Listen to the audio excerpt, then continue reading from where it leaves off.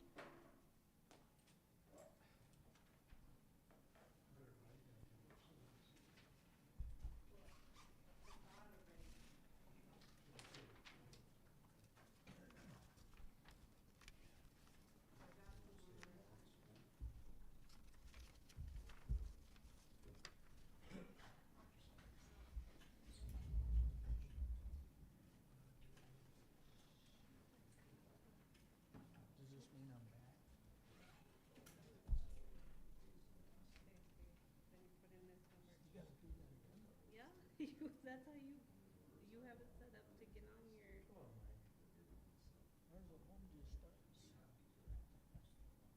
That's how you get into there. We can come in tomorrow and we can figure out something easier.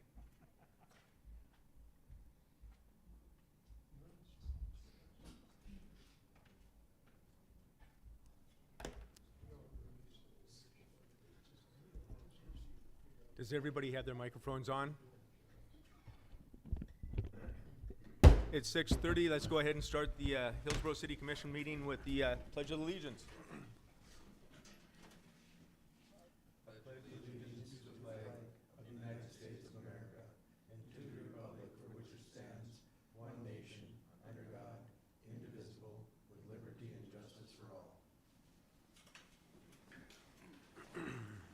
If there's no objection from any of the commissioners, I'd like to see if we could move Phyllis up from KTHI to be able to take and Boy, do does he show his KVLY age.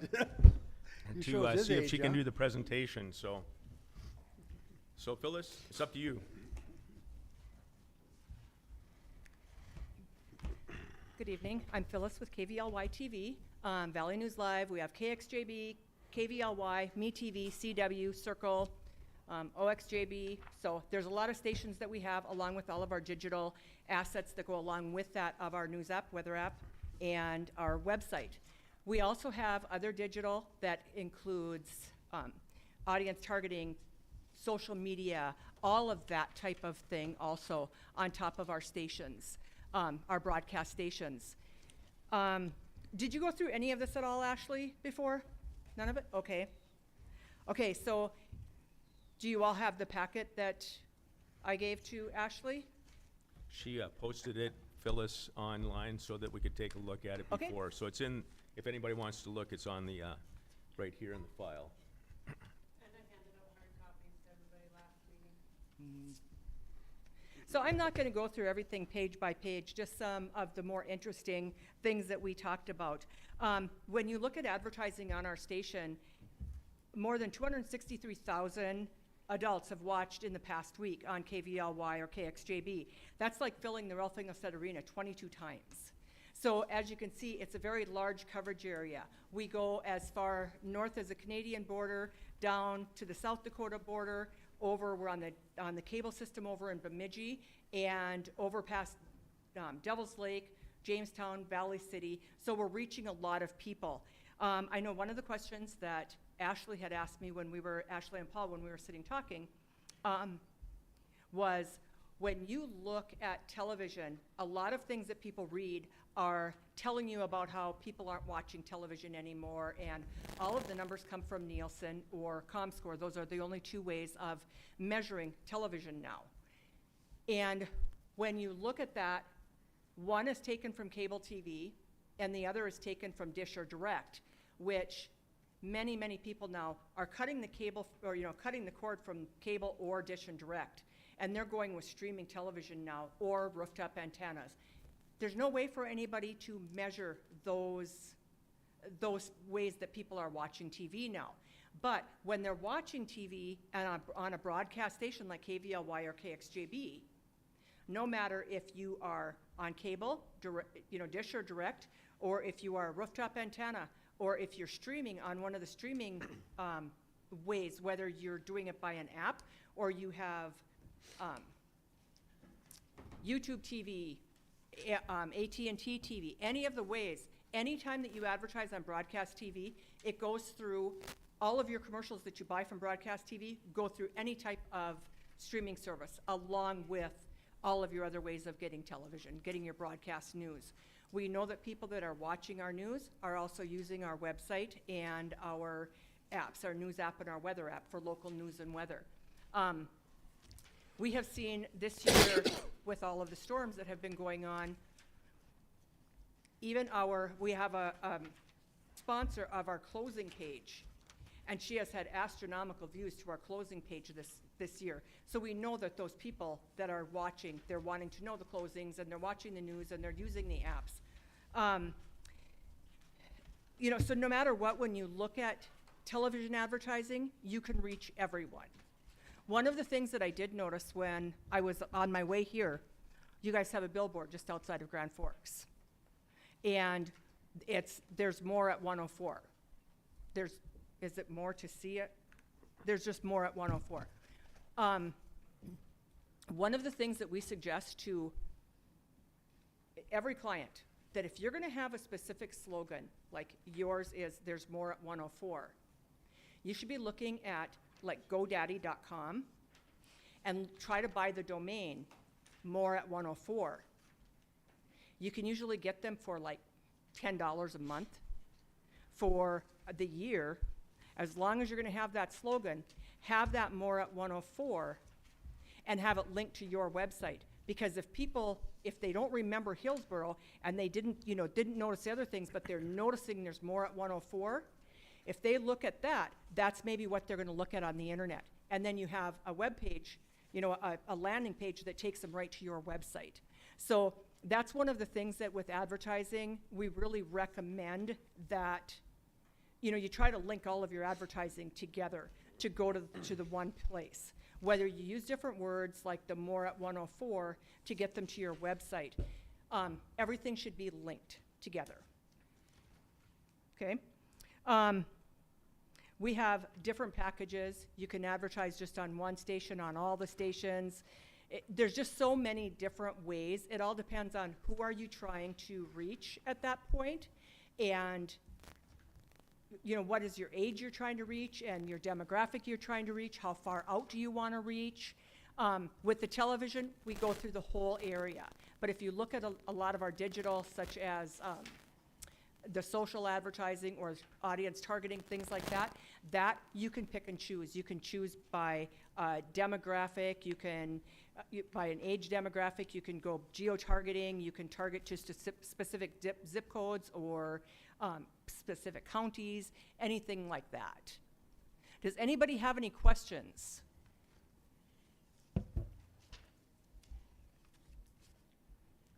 What type of price rates are you asking for? Price rates vary. What I usually try to tell people is, let me know what you have for a budget, and I can put anything together for a budget that you would have. The more you're going to add into it, the more it's going to cost. So if you are going to add in like audience targeting, it's going to get more, be more expensive. But I recommend that some of that starts off just at staying with the broadcast TV and the news and weather apps that we have to start off with, and then adding on as you see results. And is that the package that I had in there? So the package goes with 5 of our stations and digital for that price that's on there. But you don't have to go that high, because we can stick with just 1 or 2 stations and some digital and make it still work for you. Commissioners, do you have any questions? Nope. I think this is one of the ones, Phyllis, that we'll probably have to take and have some more discussion about, Yes. and how it fits into our total advertising Mm-hmm. budget. And not only that, but we're also working with the HEDC and some of those folks and the Hillsboro Business Association too. Yep. That it's spread amongst all three organizations, so. Right. So we'll take a look at that and kind of have a discussion, so. You bet. And, you know, when we look at doing commercials, we can come out and film and make commercials up for you, make all your digital ads for you, you know, all of that type of thing. So you can have as many ads that you want running 15s, 30s. So it just, there's so many different ways of advertising that one of the ways with TV, you're going to reach the most people at one point, at one time, than what you are with other ways of advertising. Because in our coverage area, and there's probably, the last count we had, and they keep knocking it down because people keep going off of digital and direct, was like 254,000 homes that we reach. So that's a large coverage area that, you know, of people that we are reaching. So any questions you have, just let me know. And if you have a specific, you know, maybe one or two budget price points that you wanted to go at, you can let me know, because then I can put something together for you. It's kind of, until you know, like you said, all of your advertising components together, and then letting me know kind of what you're looking at, what you're thinking of doing, and then I can put those advertising packages together and choices for you to choose from. Okay. We will take this to the other organizations, Paul and I, and Gary and I will take and work on that, so that we can kind of let everybody know that this is available, and kind of highlight some of the information out of the packet, and we'll then give everything to Ashley, and she'll take and run with it from there. Yeah, and any questions at all, don't hesitate to contact me, email, phone. I can be reached at any time, so. You bet. But if any questions at all, just make sure that you give me a call and let me know. Will do. Well, thank you for driving down. You bet. You have a great Thank you. day. Or a great evening, I guess it is. Thank you much. Thank you. Thank you. Okay, going back to the agenda here. Has everybody, all the commissioners, had a chance to take a look at the reading of the last commission's meeting minutes? If so, I'd like to get a motion to approve. So moved. Mike moves. Do I have a second? Second. Levi seconds. All in favor, say aye. Aye. All opposed, same. Okay, passes. Presentation of bills. Has everyone had a chance to review and sign the bills tonight? I have a question on one. I thought the last payment that we had for Saline Buzzers was the last payment. That one was supposed to come in December, and we never got it, but that is on the spreadsheet, and I put the spreadsheet that we made in your guys' folder on Teams, but that one was accounted for in our spreadsheet for what was left to come out, and with the estimates and everything. They just never got it to us. They were supposed to get it to us the end of December, and then I don't know what happened, but things got held up, and we just got it now, but it is the same price. Okay. Any other questions? So do I have a motion to take and accept the presentation of the bills? I'll make the motion. Dave makes a motion. Do I have a second? I'll second. Paul seconds. All in favor, say aye. Aye. All opposed, same. Carries. City Commissioner reports. Paul, let's start with you. I have nothing. Mike? I'm good. Dave? I just have one thing, and I'm just directing this to Jim, and we've talked about it the other day. That snowmobile trailer that's sitting on the curve on Loyal Avenue. The drift is just getting bigger. I think it should be moved tomorrow, if possible. Do you think that could work for you guys?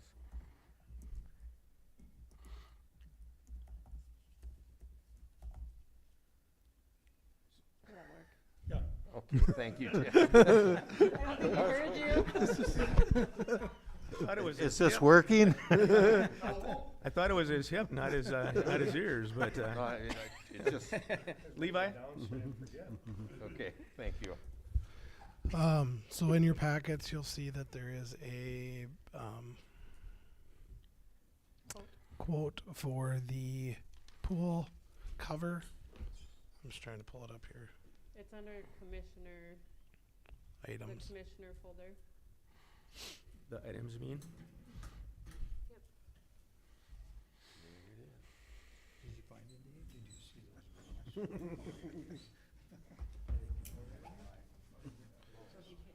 Kathy just said there was something, so but we didn't go that much wider, so. No, these are about 6 inches wider. Just a heads up, I'm making the commissioners, they're all on a learning curve because I went paperless on them. So the liner, or the pool cover, it comes in 2 sections. They're insulated. We went with a little bit wider panels this time so we get all the way out to cover the whole pool. We don't have to do new reels. But the covers, shipping, everything is going to be about $6,500. He didn't know exactly when they would be in, but should be in by that time of season, we hope. And Kathy liked them. I don't know. I'm assuming they're just going to be a blue cover. We didn't specify any colors or anything, so just a standard pool cover. So I would make a motion to approve that we purchase the pool covers. We have a motion from Levi. Do I have a second? I'll second. We need it. Okay. Any other discussion? Do you have, was there only one reason for one bid, or only one company does that, or? We went through this company before, Went through them before? and this is where we get most of our pool supplies, and they went out through their distributors to find it, so I didn't look necessarily anywhere else to try to find it. Thank you. And just one other question, Levi. Can we use these panels for a future swimming pool? Can they be maybe, if we get a same size or a little bit bigger, is there an ability to reuse these for a new pool? Not that I'm aware of. If it's the same size. If it's exact same size, yes, Okay. or half the size, but they're matched so that where the grates are, where the ladders are, everything's matched up. It's cutouts on Okay. Yep. So we have a motion and a second. We've discussed it. Let's go around, and I'll start with Dave. Yes. Mike, it. Yes. Paul, Yes. Levi, Yes. and a yes for me. Okay? The only other item that I have is I had a citizen that asked about the sidewalks in town and not getting cleaned, some of them. And so, and this particular one lives up by the school, but we didn't dedicate where they lived as a snow removal route. But the more that we talked about it, you know, we talked about before it was with the ordinance, it's all of Caledonia from the school to where the Wells Fargo Bank is, and then anything on Main Street. And we just gotta make sure we get on our businesses and residents in the area to keep the sidewalks open, because that is the main street that a lot of kids come walk to school on. And I hate to see them walking on the road and get hit. And maybe we need to look at start going out and cleaning, like the ordinance says, at some point in time, and charging so that it does get done. What do you think, Jim, on that? Do you get down that way? There's some deep snow. At what point do we throw our hands up and say we just can't, you know, we're either gonna have to haul everything, or I know you haul a lot down there, but It might get to that point. at what point does it become unrealistic to? And we're the new blowers, there's a learning curve in it that it blows the snow so much harder and further. So I'm sure some of those sidewalks have been filled in from us, and then when it gets to that point, they can't. Well, and this one in particular it was, but it's not where you normally haul, because you guys haul all the way down to the school generally. Right. So that, I mean, and that was the reason that we said those streets, was because that's what is getting hauled, and the school takes care of between the two schools. Mhm. But we got to keep it clean. I mean, the the hospital keeps theirs clean so that the people can walk around there, and a lot of the businesses downtown keep it clean. But some of those that aren't open or not running tend to fall, and then we get into issues. Right. People should be able to walk downtown, wherever, without having to walk on the street.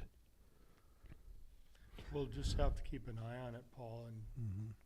case by case, and Cause I would. further we get into it, the more hauling we end up doing. And Right. And cause I would sympathize with those people that get the snow blown on there. They're just, that's a no-win battle there. Yeah, But if And- their snow is hauled away like downtown here, there's really no excuse to not keep everything cleaned up, and we even if go you're not. from ev- the bank, from Wells Fargo all the way down Mhm. past there to the school, so. Right. Right. And the all only that. and the only exemption we made was on the Wells Fargo, was the stuff on the south side of the street, because you guys blow Right. onto that side, on the residential side, which we're not concerned about the residential. We're concerned about the businesses side.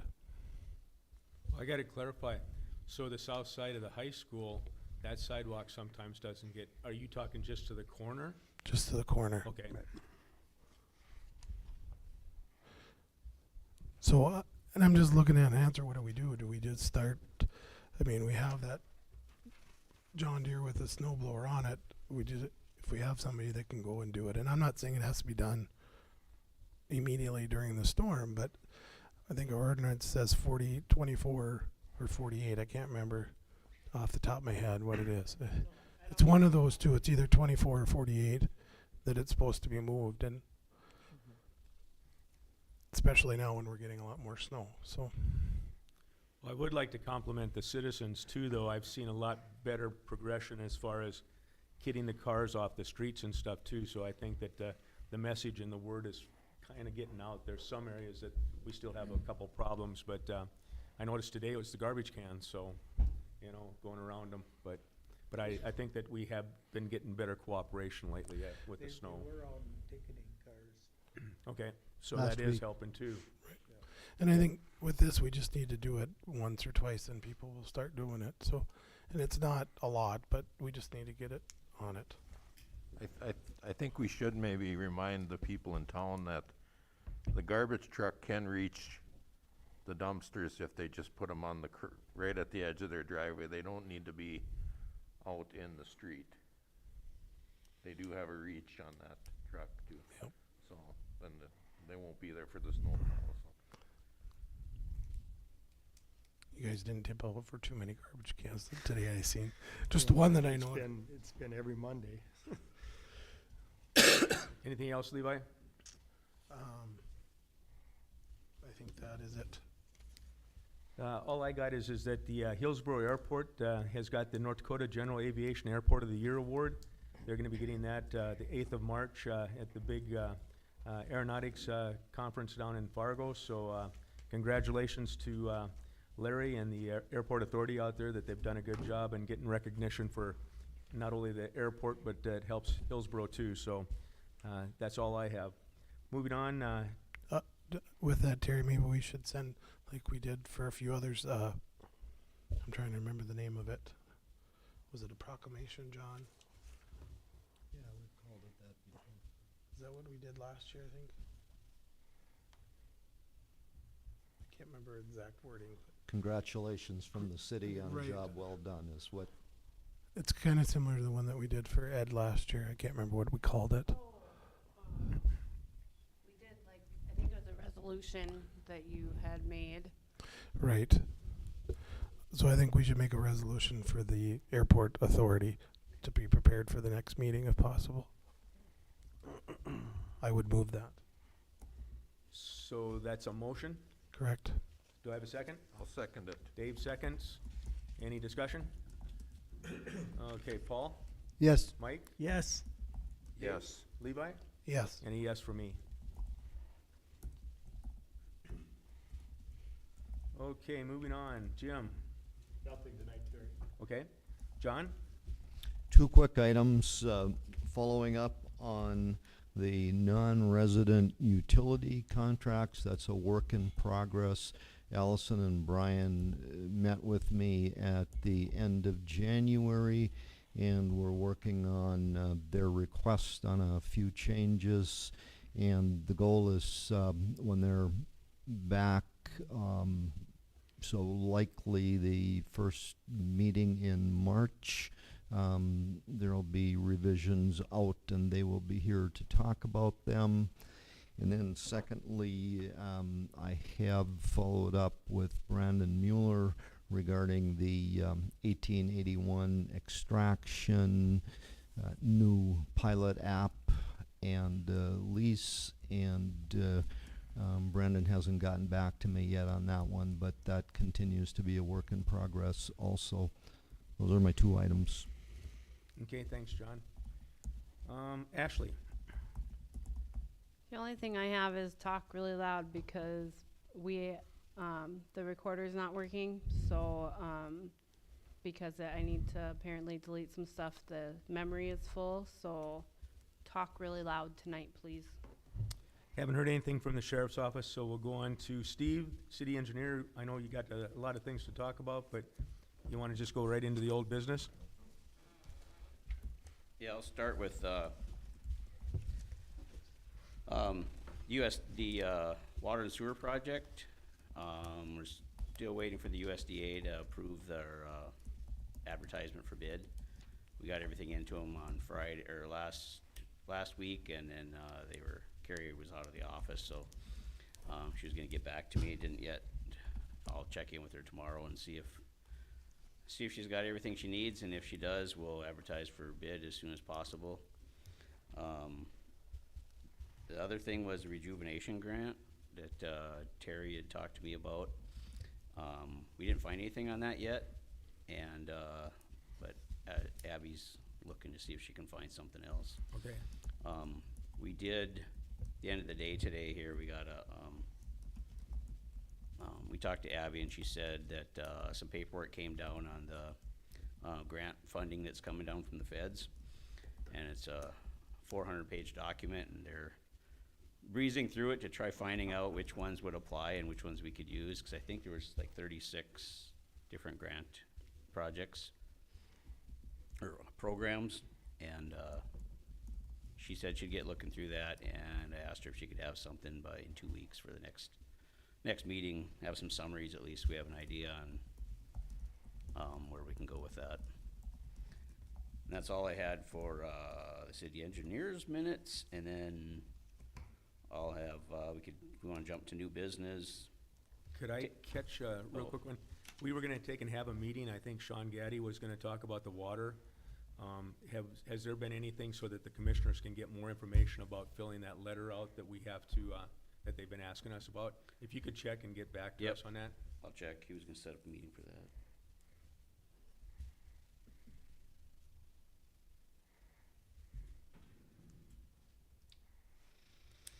All right, if there's nothing else, then Taylor Amiot, our pavement expert from A2S, has come to discuss some options and stuff he came up with for paving.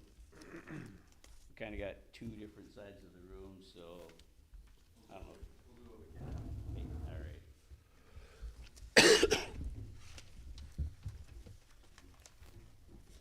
Good evening. As Steve mentioned, I'm Taylor with AE2S. I do a lot of the pavement evaluation and analysis.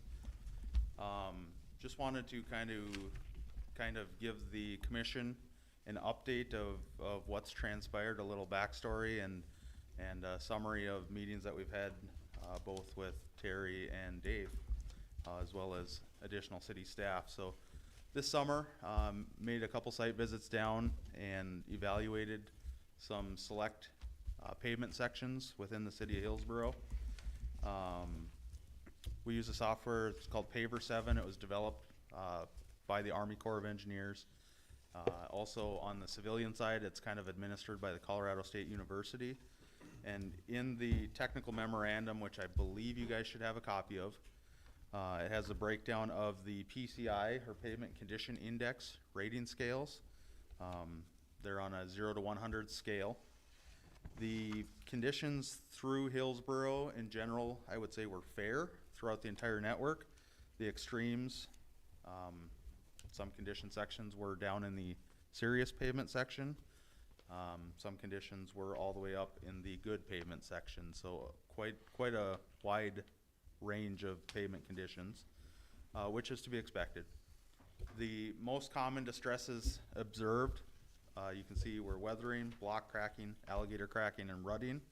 And alligator cracking and rutting are the two that really deteriorate your pavement score quicker. They're indicative of subsurface failures, something potentially going on beneath the road. The weathering and the block cracking aren't as severe and don't lower your PCI rating quite as dramatically. So we had the site visit. We came and met with the city a couple times. During the meetings, we also discussed additional items such as citywide signage replacement, and that would be street signs, and I believe we discussed stop signs throughout town. So that was included in this. There were a couple areas, and if you guys have the exhibit, it's the areas in green.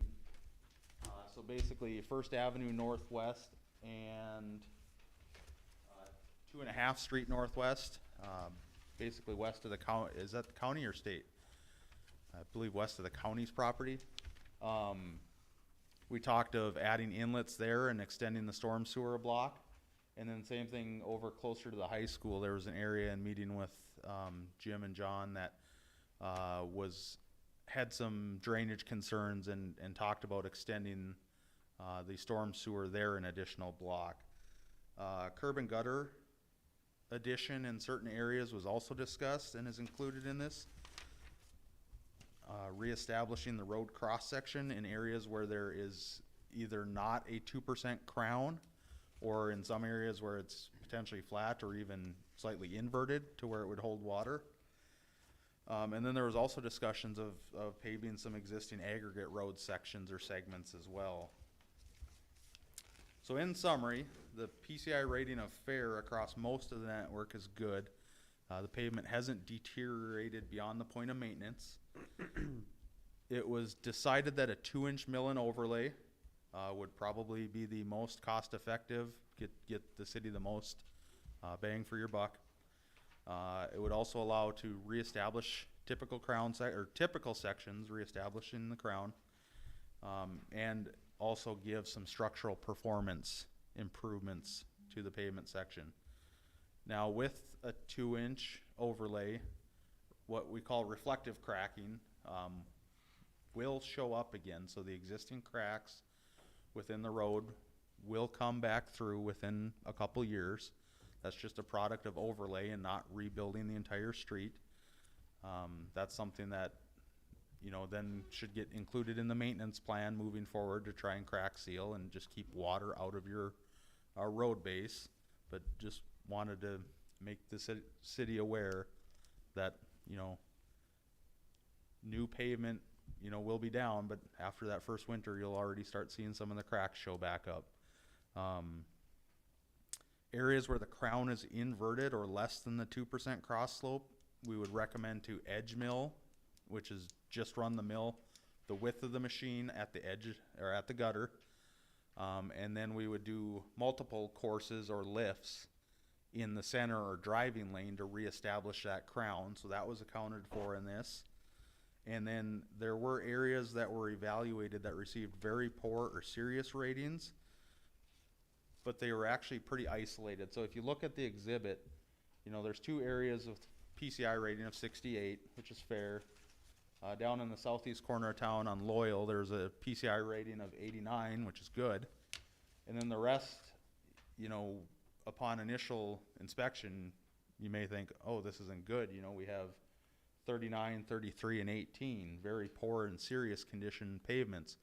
But those were areas, after meeting with John, that, he said, these are areas we have problems, so I kind of wanted to capture the worst of the worst, to run it through that paver software. So those are isolated areas that have kind of quote-unquote blown up. You know, they're just from, I assume, garbage truck or, you know, water sitting and getting into the base where that took place. So those areas would obviously be addressed with full depth pavement replacement. So that would come in, remove all the existing pavement, remove the base, do some subgrade prep, fabric, gravel, and 4 or 5 inches of pavement put back in. So it would address all those extreme areas, what we're discussing here tonight. And in addition to that, there's always kind of, at this preliminary stage, there's always kind of unforeseens or what ifs. So we did also in our quantities account for 2 additional blocks of full depth pavement. So whether it's an actual block section or there's a third of a block here and a half a block there kind of thing, we could address that at that time. And the final component would be the ADA improvements. So ADA improvements are, in this estimate, are included at every intersection that does not already have a ramp or truncated domes or the detectable panels that you see with ADA. And we did reach out to the attorneys, and they did confirm that they also recommended that the city doesn't have any waivers or exemptions from that the non-compliant ramps should be brought into compliance as part of this project based on their understanding of the Americans with Disabilities Act. So, cost estimating and possible funding.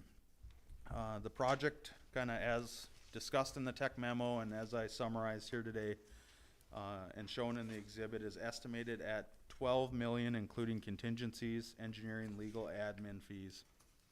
An assessment committee, the final project costs, and current interest rates would all impact the final assessments. But for discussion purposes, you know, we did figure the cost if you had a 100-foot wide lot. It could be expected that the annual payments would be $1,150 per lot. That's obviously a large number, and with that, we also wanted to point out, and I believe Ashley mentioned it at the last commission meeting that we were unable to attend thanks to Mother Nature, that in the coming years, there's about $800 for that same 100-foot lot in specials that will be coming off. So on a 100-foot lot, there's an expected monthly increase of $30 to $35 for the special assessments if this project were to go through as we currently have it outlined.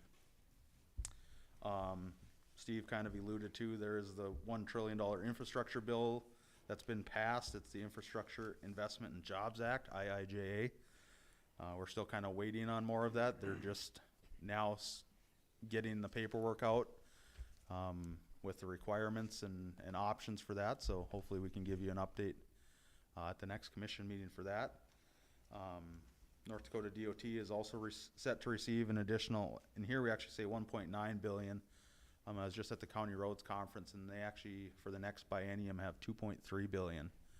So they have a larger budget that they're working with as well coming up, at least for the biennium.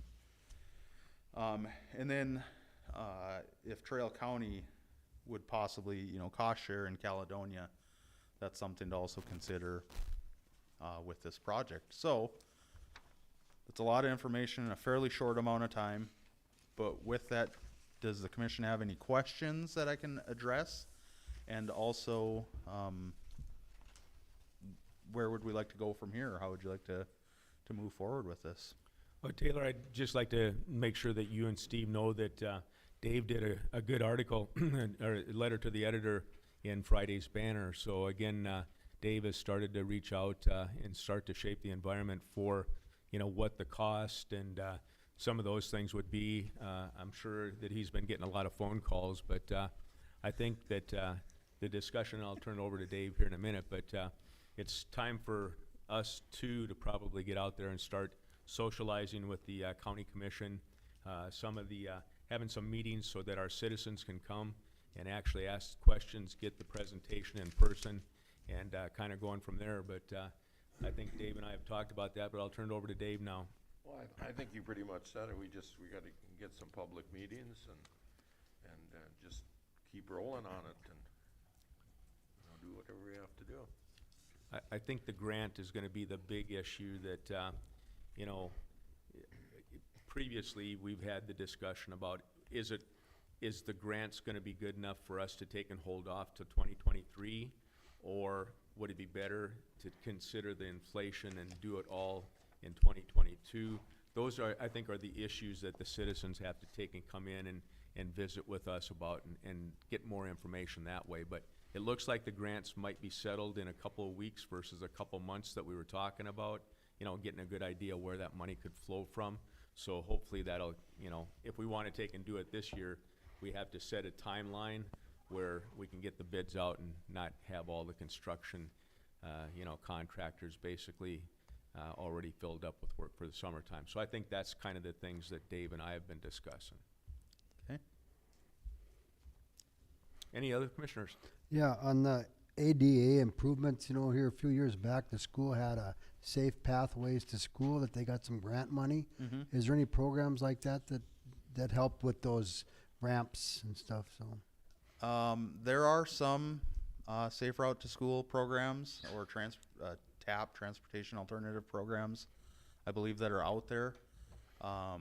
Depending on other grants and funding sources, it's hard to say if that is beneficial on this side of the project.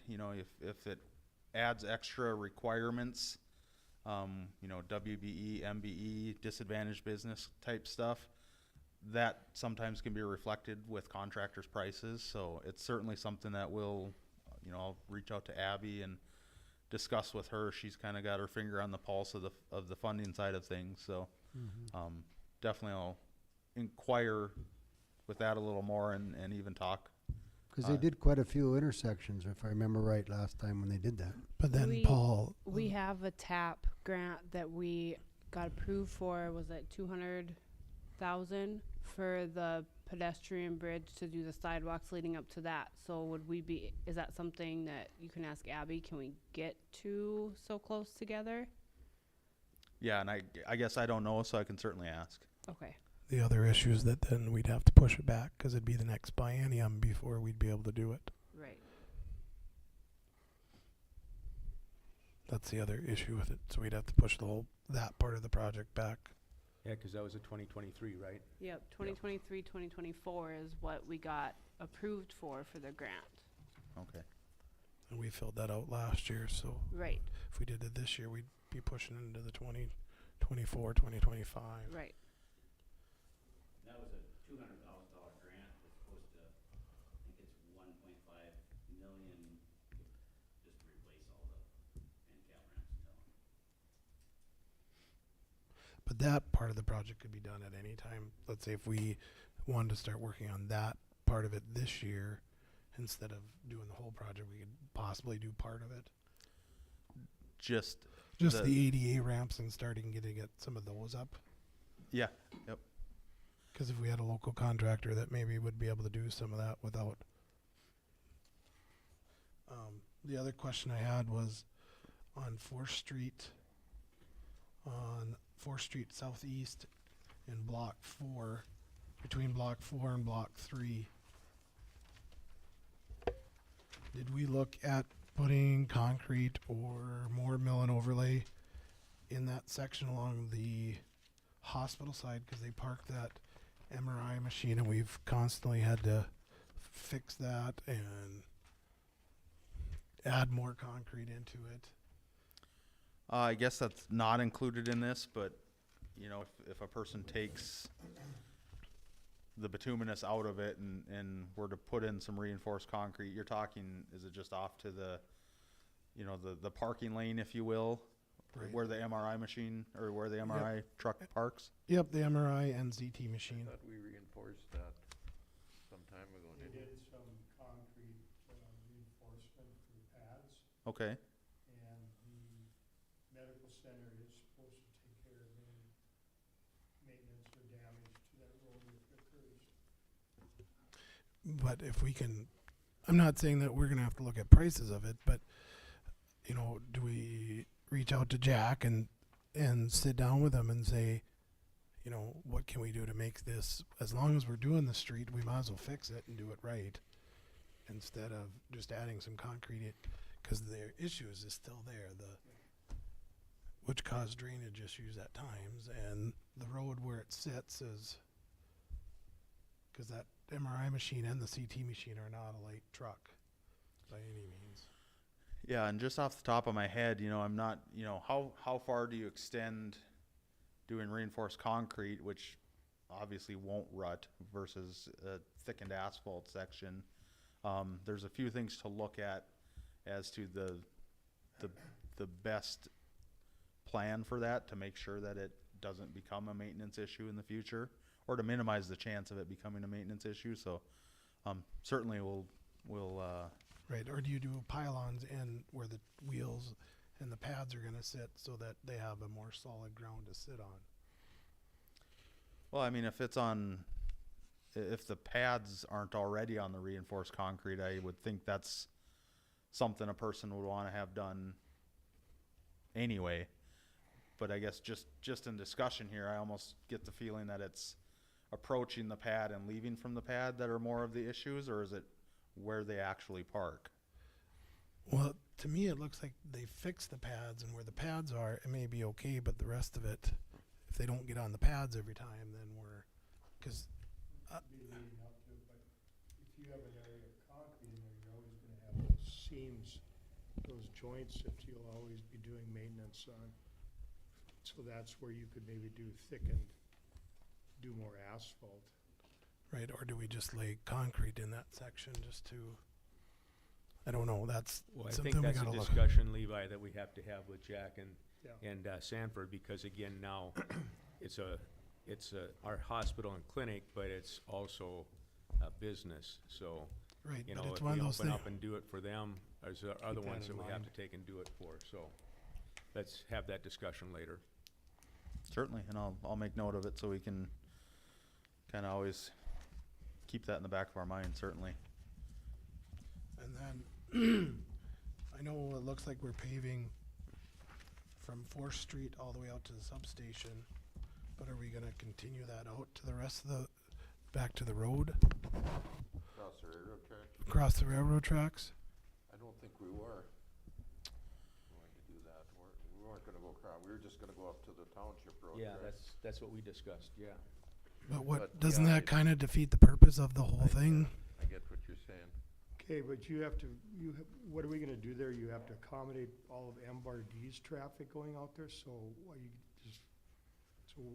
at what point do you, and that's what we discussed, was that traffic from all those trucks coming out there. Should they be paying for it? I don't know. And do you go with concrete in that section so you don't have that problem? And plus, the railroad is supposed to take care of so much right away there, and the DOT is supposed to come in so far off of the highway, so there's kind of a gray area. There's a little area in there that, but we did have that discussion, Levi, about going all the way.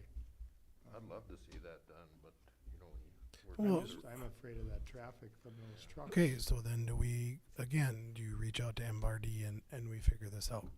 certainly we could. And the We could reach township. out- We could reach out to the railroad too. But Yep. then the other thing is that section there is not city property, so Correct. now we're paying for something. Well, that's why I say this township would have to partner with us on that last section. Well, it's that whole section that, Plus there's DOT right away in there, I believe, too. no, I'm saying cause from 4th Avenue Southeast, just from a little ways there, in that blue, that is not city property. That's county road. What's in blue? What's in blue, That's not county. No, That's city. yeah, but it's not city property.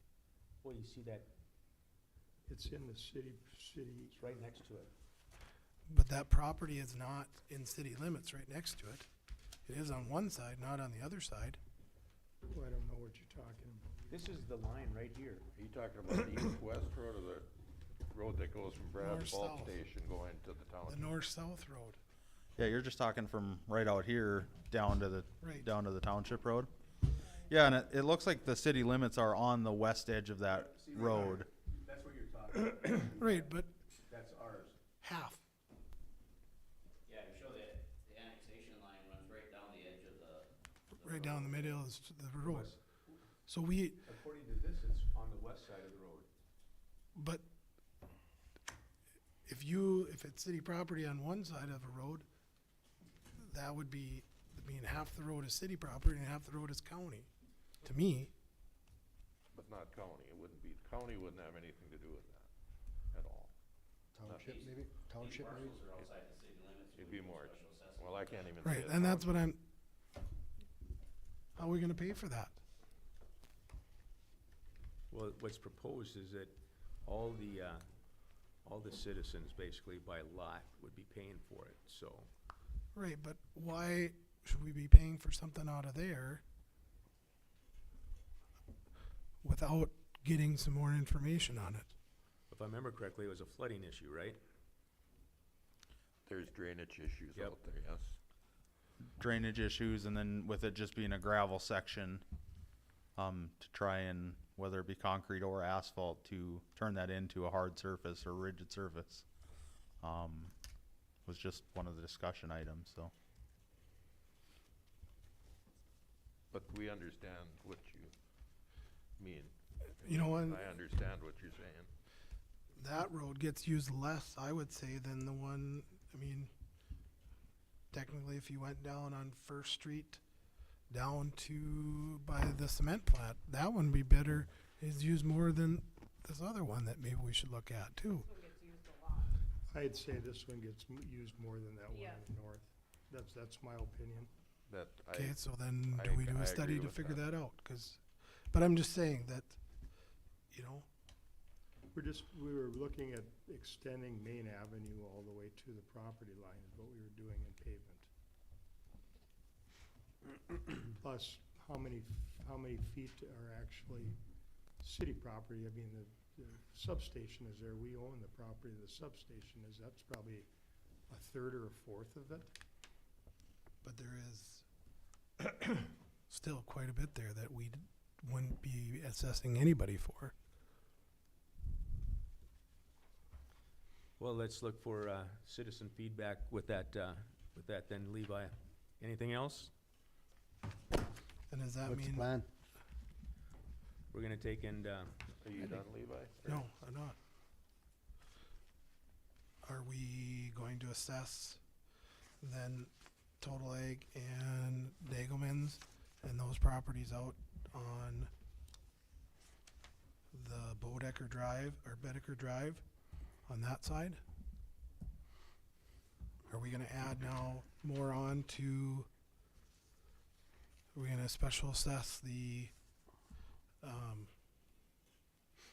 Riverwalk development for that's getting paid, or are you expecting the rest of the community to pay for it? Cause that's what I'm hearing, is that you're gonna assess citizens, so, oh, no, businesses Riverwalk, too. No, that's its own, that's a whole. no, I'm talking about on Bedecker Drive? Bedecker Oh, Drive. okay. Are you going to assess that? And the same thing, so are you going to assess everybody for all these extra sessions? So does that mean that we're gonna assess Riverwalk for these extra things that we wanna do? Yeah, Taylor, I think what we wanna just clarify is that basically it's businesses and residents by the 100-foot, is basically what you predicated the cost on, and they'll be assessed just like anybody else. It's the whole city, Okay. businesses and residents. Right, but we're not, if you look at this, none of it is being done on the new property, but there is sections that would be different. That, if we're adding out on by the city substation, that's gonna have to be assessed across everybody, not just the ones that are getting assessed for the rest of it. Same thing with these other two blue sections. Have we looked at that? Have we thought about that? Because how is it fair that somebody that lives over in Loyal Avenue that's only gonna use the, you know, this little blue section that goes into First Avenue Northwest in the new development, and those citizens that are gonna use it every day aren't paying a dime for it?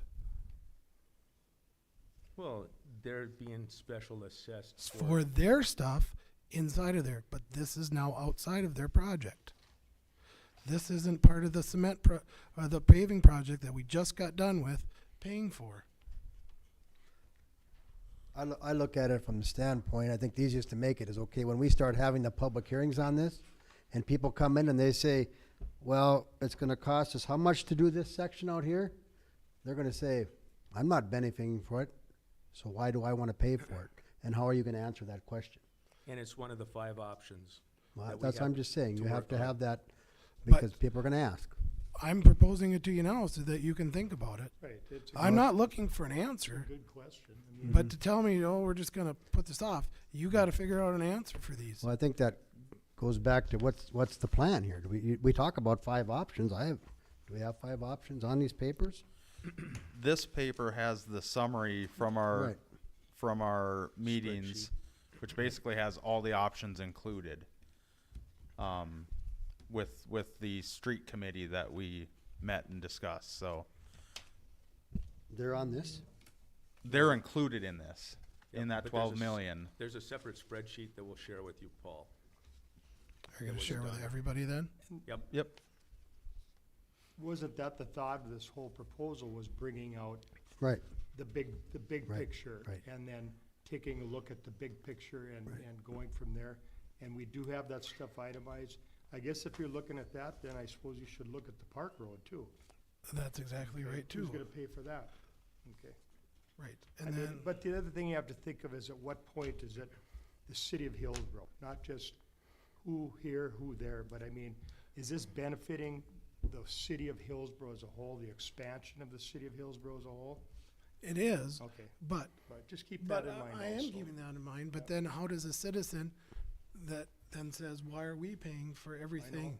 I know. And they're not paying, you're asking the rest of the citizens, and remember when we said that at our meeting, and at least I know 2 of you said it, that this side of the tracks is not, or this side is not paying for stuff over there. And that's the way it's gonna look. And like I said, we just need to look at it and revisit it, because it's going to come up at a public meeting. And depending on what you wanna say and do. And ultimately, that's something that would be decided by the assessment committee. And I don't know who normally serves on those. At this preliminary stage, for discussion purposes, it was just kind of generalized. All the improvements across the board. Let's get that total dollar amount. And just for discussion purposes, because so many people like to know, how would this affect my monthly bills?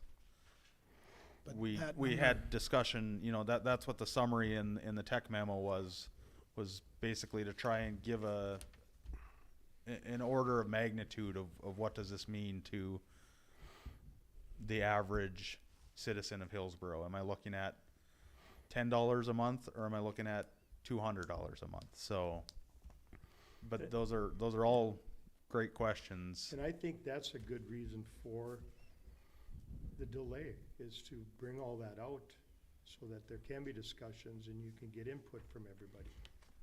It gives us a little more time.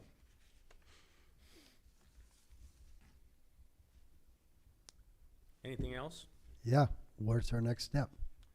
Again, we gotta start the meetings. Well, when are the meetings gonna be? What's the plan here? So I can't make the commission meeting, the county commission meeting tomorrow, so I was gonna ask Dave if he'd be available 2 weeks from now, tomorrow.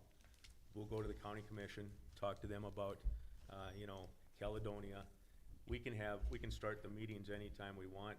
As far as having public meetings, we just have to advertise it in the paper and get it out there. So, but I wanted to work with Dave and find out when he's available and kind of come up with a couple, and it's not gonna be just one meeting, we're gonna have to have a couple of them, because it's gonna take a lot of information, flow of information. This is the first step. they're hearing it, you know, basically on, they'll have a YouTube that they can go back and talk to, or see, I should say. You know, we're having this discussion now so everybody can hear it, but, yeah, if Dave's available, I can make myself available too to start these citizen meetings. Or if you wanna have a special city commission meeting, that might be another way for us to get a broader, you know, crowd to come in that way too, so. Well, what's your plans, Dave? Well, I would like to see Steve or, you know, somebody from AE2 to go with us to the commissioner meeting, if that's possible. You know, and Well, my question would be, at what point do we start, you know, you're gonna have, obviously, they do this at a lot of communities. At some point, we have to have a question and answer sheet, whether it be a mailing, what are the common questions people are gonna hear or ask? An informational type thing. How do we, are we gonna, what point are we gonna progress on those there, on that information? You know, because we could talk about this now, but if we're not gonna make a plan, well, we'll be back here in 2 weeks talking about the same thing, and we don't have a plan. So do we plan on scheduling a meeting? Do we plan on you meeting with them and get kind of a plan as far as, okay, we're gonna meet, we're gonna get this information done this week, and then we're gonna try and schedule a public meeting and, or whatever it might be, or a city commission meeting where we can give the commissioners all the information on these 5 plans? Or what are we gonna do? You know, what's the plan? well, the first step, we should get the county taken care of, because that's a big cost right there. Caledonia, let's get their answer first, because I already know what their answer is gonna be, but we should talk to them. And we did meet with Tom, Dave and I did, and Glenda, so they're aware that we wanna meet with them, we just have to schedule something with them. Like I say, I can't do it tomorrow. Don't you think our first step is to decide when we're going to do this? Like when we're actually gonna put it into play, cause how can the county figure out in their budget if we can't give them an answer when we're gonna do this project? I think that's the first step, is figure out when we're gonna do this so that we can start planning, cause Well, how Yep. can the school, how can the county, how can the hospital plan anything if we say we're gonna do this project tomorrow or this summer? They're not gonna have the money in the budget to do it. But the county we can't go in there next week and say, we're gonna do a project this summer and they can't budget. Right. They can't budget till the next. So I'm saying we need to figure out. They have the money sitting in a coffer to. That's my point, is that we gotta, that's our first step, I believe. agree with you. But that's what I mean. What are we gonna do? Okay, we're talking about meeting with the county. Are we talking about doing it in 2022? Are we talking about doing 2023? What are some of the questions that we can answer moving forward here? And you have the plans, okay? We haven't even seen these plans that you're talking about yet. Do we have them at the next meeting, or do we have at what point do we get that information so that we can, you know, so we can start getting it out in public? We have to get, you know, we haven't even seen it. They were in your packets last time. Okay. The This? I missed it. spreadsheet, Spreadsheet, yeah, something, yeah. there was a spreadsheet. I put the Okay, I missed it. spreadsheet I'm in. Five sorry. options on it. Okay. But I I can't must have missed I it. think so- we need to take and hang all this information on our website, along with the 5 options that have been explored. One of the big holdbacks that we can't answer your question directly is, we talked about the grants. You know, the grant timeline might push us all the way to 2023, and I think there's people that would like to see that. On the other hand, again, I think we have to explore and get a feel for, is inflation gonna eat all that up? If we go to 7%, you know, the contracts and stuff that we'll let out. But until we can find out a timeline on when those grants could potentially be available, and can we apply for them, would they be beneficial for us? That's another major, you know, muscle movement that we have to have before. And I think the county, I think that they should be a part of this. Again, there's money coming to them. These grants are going to the county as well as to us. You know, so there's a number of issues that way, but we have to kind of do those preliminary steps, I think, before we can get, and it wouldn't hurt us to have a meeting with that's open to the citizens to be able to come and, you know, get some feedback on what they want to do. I think the sooner we do that, the better off we'll be. But that's, Well, that's the point I'm trying to make, but what are we gonna do? You know, I don't. Well, I've said it before, and you know, I'm not scared saying it. I just don't see a blacktopping project going in Hillsboro this year, but hey, if we do, But I don't see it, because we got so darn much stuff to do. Right. Well, and if we're looking at waiting on grants, okay, what are you talking? 2 months before you know, or even I have an idea? No, other than, you know, with that 400-page document just coming out end of last week or even today, you know, with, in 2 weeks, we should have a better idea of what that means. Right. But that still isn't, the funds are there and available. Right, right. So if we're looking at doing that, or looking at going after that, then we're not even gonna be really talking about this for 6 months, possibly. I'm just throwing that out there, but at what point will we even know if there's funds available? Yeah, it could be 2 months, it could be 6 months, but, they were hoping that by like, was it March or April, that they would have some more information out about when, or more definition on what the grants are. We got the paperwork now, we don't know how much information is in it. When the money, even if the grants are out there and say, yeah, you can apply for it, it might say that it's, you can either get money in 23 or, it could be a lot of hurdles to jump through. I think the first thing is just to show what is out there for pavement and what's out there for the costs. Next, we gotta kind of hold off and wait and see what grant money could be available. Once we get some more information on that, with more grant money, it's gonna bring the cost down, which is gonna calm a lot more people down. If you actually have some dollar amounts that are a little bit lower, but this is where we're at now. If there's no grant funding, the county doesn't kick any in, And we have to remember, there's a lot of citizens out there that are complaining about the streets. So we might be surprised, but that's a feedback that we need to get the input from the citizens on, But in so. turn, if we don't get going and take our time at the same time and do it right, then we're gonna get hung up anyway, so. Well, maybe we need to have a meeting with the citizens just to kind of go through what you just went through and just see what direction that goes, and we get the feedback about, questions about what Levi just made a comment. Maybe we do that sooner than later. It's just, so we kind of get the feel for what the community wants. We get, you know, a lot of people in here that want to do it this particular way. Well, then we kind of know what direction we got to go. But until we get that meeting with the community, and it wouldn't be the final one, obviously, you said, like you said, Right, you'd want to there's have 2 or gonna be 3. a number of 'em. But I think we just need to get a feel for what the community feels sooner rather than later. Do you want it to be a special commission meeting, or do you want to just have an open meeting where the two of us talk about it, or what would be the commissioner's preference? I think the full commission should be involved in this myself. But it I think doesn't we want to necess- have, I think we want to kind of have an idea of what questions we might be getting asked so that you guys are prepared, you know, or at least have that information for us. What might be a question like what Levi had? These people are going to ask some of these questions.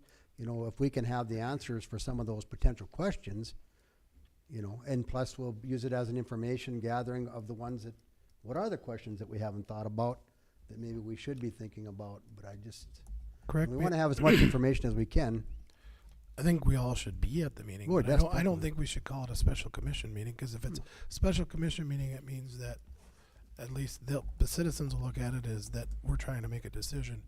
If it's a public forum, we want it public generated information, not commission information. We're 'Cause- gathering information is what we're Right. trying to do. We don't want to sit there and say that we're going to make a decision here. That's not the purpose of that. It's a public forum, whether we're all there or not. It's a public gathering. We're not going to make a decision. Well, So it I doesn't have agree to with be that, but we need to take and limit it to just this discussion. But Yeah, I correct don't me see a if I'm problem right, with that. John. If we call it a public forum and all the commissioners are there because of it, we don't have to say that it's a meeting, because we're not doing business as a commission.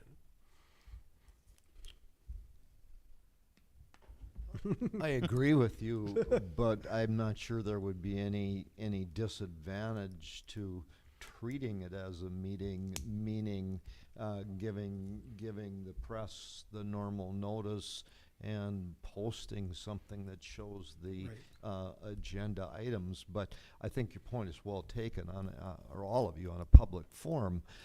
And there will be many, and we need to remember that the street improvement, it's been a lot of years since we have done one, but there's a specific North Dakota Century Code process that we will have to follow in doing this project, and the engineers know where I'm coming from here. You know, we'll have the petition for the improvement district, and being it's a street project, potentially the thing could be protested out. At least that's the way the law used to be the last time we did this. And so then we get to this, we really do need to have some good information out there when we decide to go ahead, have some good meetings and good input, because we don't want to do all this work and then get protested out and then have to start over again. So this, all our discussion tonight is very good, because this is a complicated process in part because of the tremendous cost. And I guess, I don't care if it's a special commission meeting, but if you wanna set a date tonight for a commission meeting so that the citizens can come, we still have to take and get it in the paper and do all those things that would have to, you know, basically generate it, so But we I- can do one next week if you want, if you guys are available. Can I make a suggestion? How about if we, wait until the next city council meeting, cause then we'll know more information about the grants. And then at that meeting, if we receive some information or not, then you can set up a meeting after that to, bring the public in, and that would be your first, if you did that regular council meeting, it would be the, first meeting in March. But with that grant so new and we don't know much information about it, it'd be nice to kind of wait and see how that, at least get a little bit of information and see where that's going. We still won't have an answer, but have some kind of idea what's out there. And Dave, it's your portfolio, so does that sound like That's a, fine. sound like a plan? And we can, and you guys can be at the commission meeting. I think, It's on yeah, the they got a meeting 22nd. tomorrow, so they won't have another meeting for 2 weeks now, so. Jim, can you make that meeting tomorrow? The county commission meeting? Well, I can't But make you it, gotta get on so, the agenda, you. We gotta get on the yeah, agenda. We won't we'd be have to able do it 2 weeks from tomorrow. Just a heads up too that, we are, if I don't have my planner on me, but I think we're closed the 21st cause it's a holiday. So I think our meeting is on the 22nd. So it'd be the same day. So it would be the same day. So the county commission meeting would be in the morning and the city commission meeting would be that night. Yeah.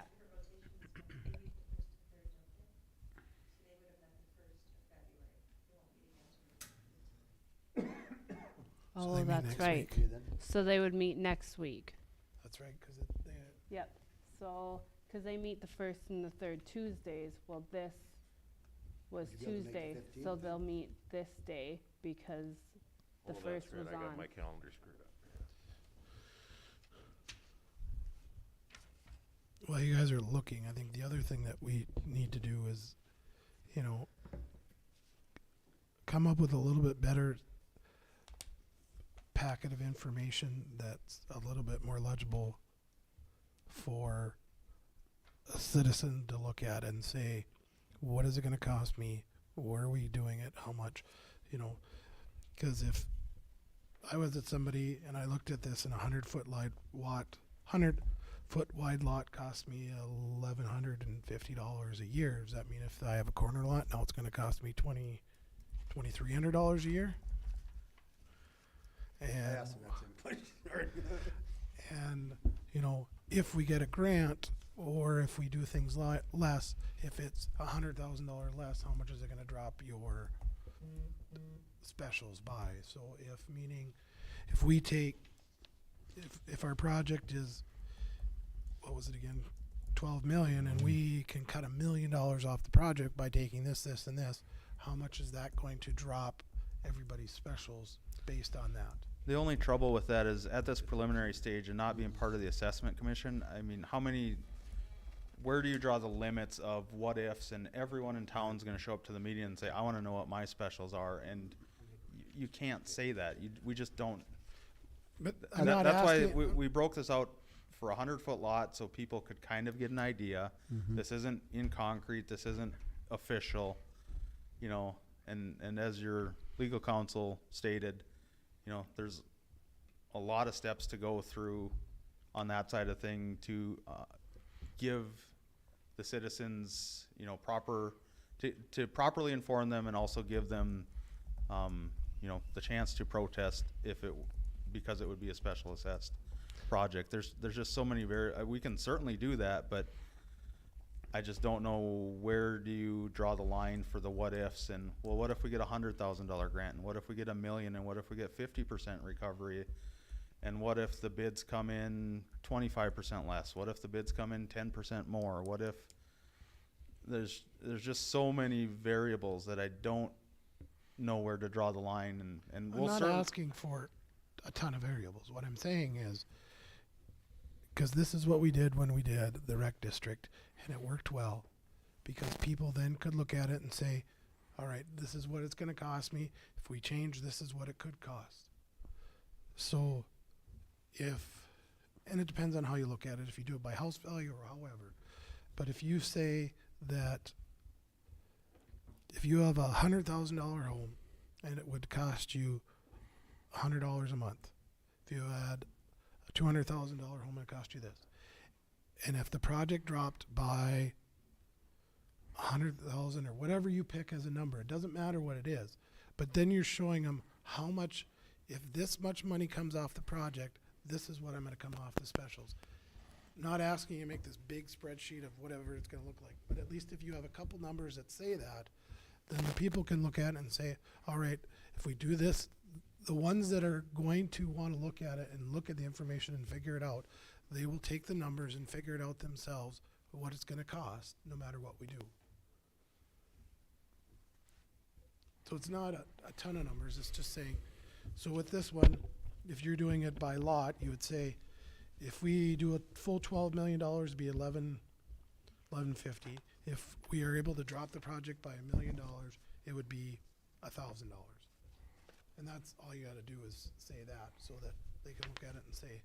Well, I think that will come, but just to clarify, you figured it on 100-foot frontage, even if you're on a corner lot, right? But Terry, what I'm Just saying. a minute. So if we want something simplistic, we have to use a formula. And so that's, if we clarify that, you know, I got 2 corner lots, Levi, so I'm worse off than you are. And so if we clarify it that it's 100 foot and we're not doing the side lots on, you know, corner lots, that would be an easy way for any citizen to be able to take and plug that number in to figure out from the special assessment. That and the fact that $800 will be coming off of the special assessments because they'll be paid, I think will be, you have to keep it simple, I agree 100%. But I hate to get into pricing of homes because is it appraised, is it, you know, it's just keeping it by the footage, no matter if it's 100 linear feet in front, you know, just something average like that, that basically everybody can say it's equitable across the whole city, I think would be the best way of doing it. But those are all facts that we'll have to take and figure out after we get the input, because the 5 options, we might have to cut back depending upon how the citizens feel out there. So those preliminary steps, I think, are gonna be important. How can you ask a citizen to give public input on something if you can't tell them what it's gonna cost them? That's why I say, if it's 100-foot linear, you know, and we're not doing a corner lot, it's just 100 per, you know, building site, then you can figure out exactly what it is. Okay, Terry, but what I'm saying and is that at that meeting, if you can't tell them, if we take $1 million off the project, what is it gonna change? What are you gonna? 12 by 1 million. I'm just saying, if you put it on the sheet, Are those 5 choices, were they on the packet last month, or were they just? And that, remember, it was kind of the color coded I that was thought blue I and white? had put them on. Levi said I didn't, but I They're didn't not scan on them the in. electronic ones, I Not thought I on had, electronic? no, No. I thought I had put them in your packets. but it's The a hard paper. copy that we got last time. but I have it on my desk and I can send it out in the morning. I was looking for it. You didn't email that to me, did you, Taylor? I was looking in my email and I couldn't find anything. I'm not certain if that was sent over, if we just brought those down to the meetings. Okay, yeah, I'll scan it in and send it over tomorrow morning. And in the same way, these notes, I think, should go out too, so that people can access them on their own, so. I put that in the packet. That should already be online, that's in the online I one. got it in my file Because we system. got these are the same from last time. Yep, And I put them on the electronic one that's online. okay. But then social media and stuff, we should put it out there too. On our I social media. don't know how to do that, but I'll see if I can figure it out. Just put a link to the website. Okay, or something. that, I think we've covered plenty of, and we kinda got our marching directions. Dave and I will be available to take and make it to the 15th to the county commission.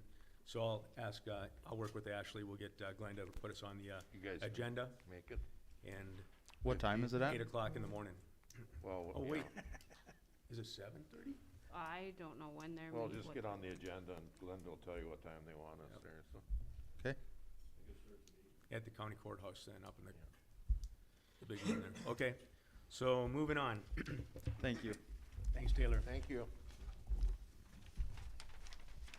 The Public Works Water Wastewater Certification Pay Incentive, revisit that.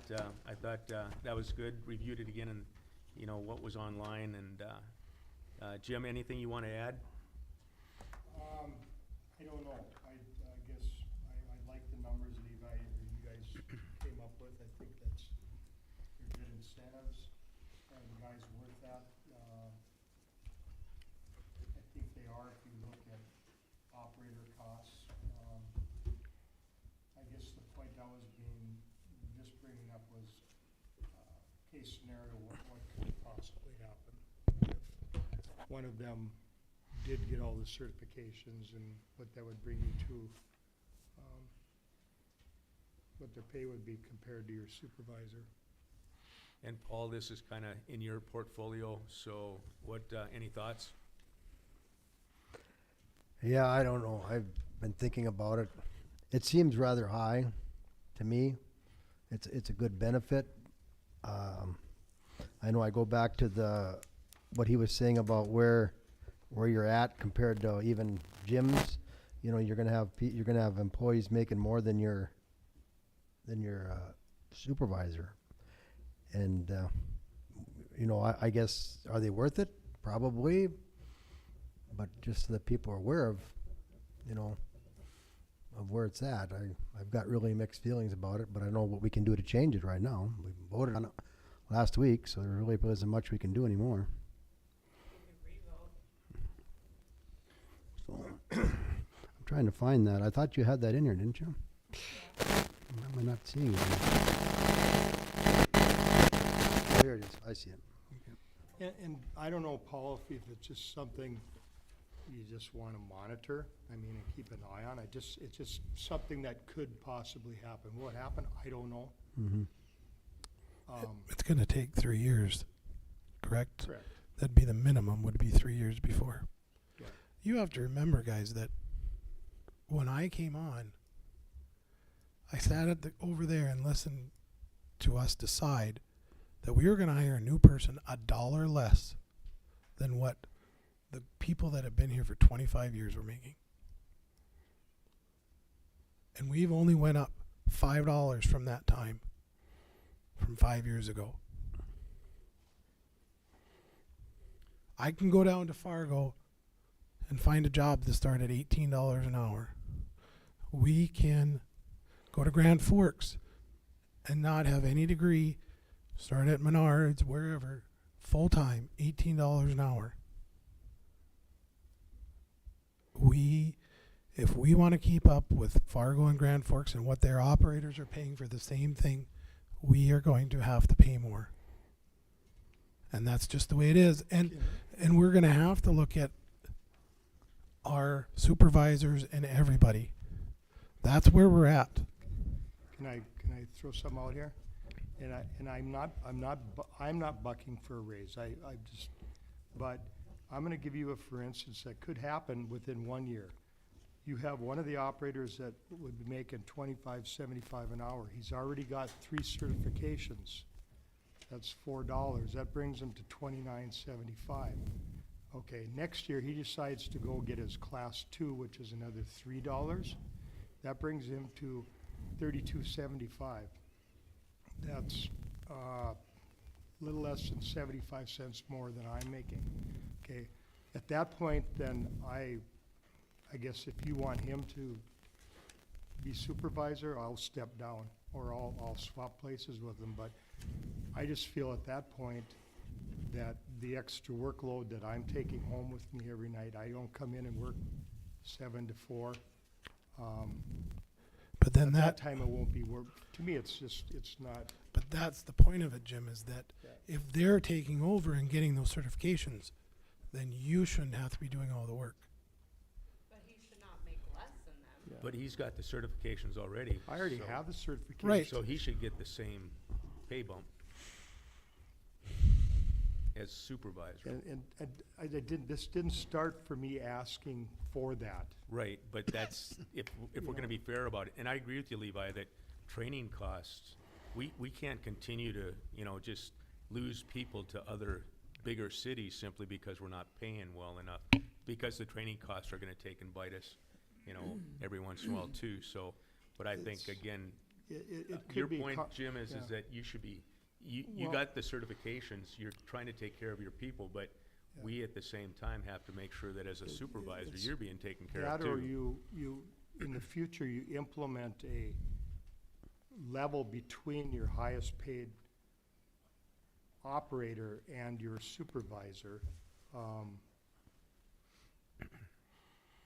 Or you make it complicated and you say, okay, at each classification, you will get these pay raises to a certain level. At that point, I mean, you won't receive, a water treatment operator, you only will reach a dollar amount of so much.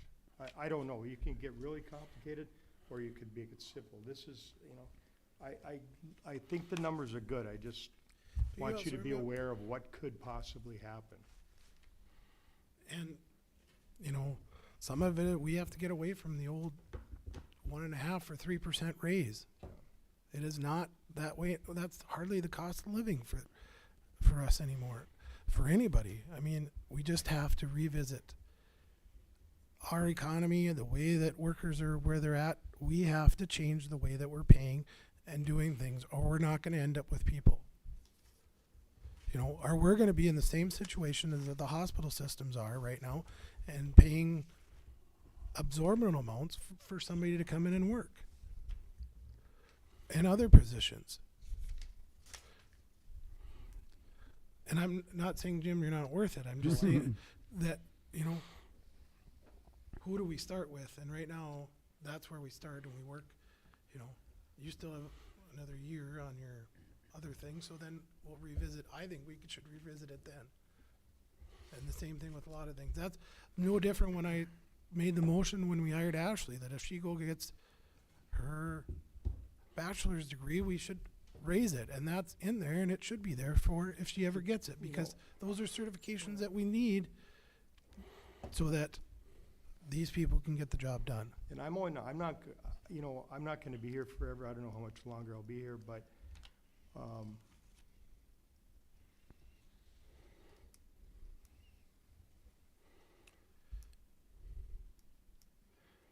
And it's hard.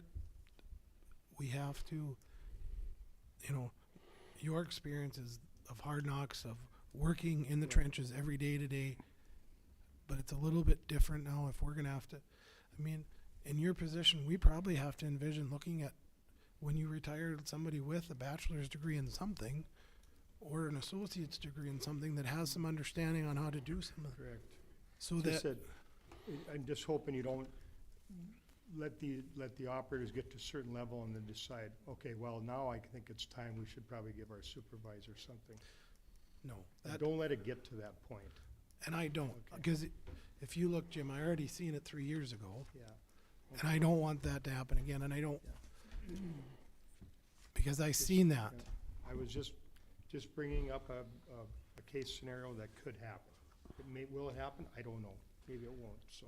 Going back to you, Yeah, Paul. no, let's just leave it play out. We have to we have to redo our manual every year anyway, so if we see there's an issue or something we have to Okay. adjust with, we'll just plan on doing that next fall, next November or whenever we redo our policy book, so. I think these are good.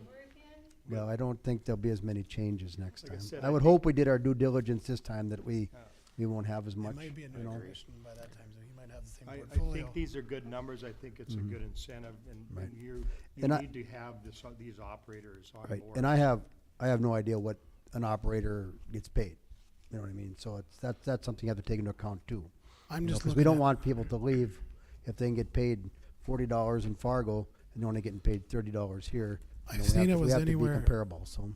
I think snowplow that I had seen that they had posted was 25 in Fargo, and I want to say water treatment was 30, and water was the same somewhere, but it's different because they have one for each section where we'll have maybe the same guy to do everything.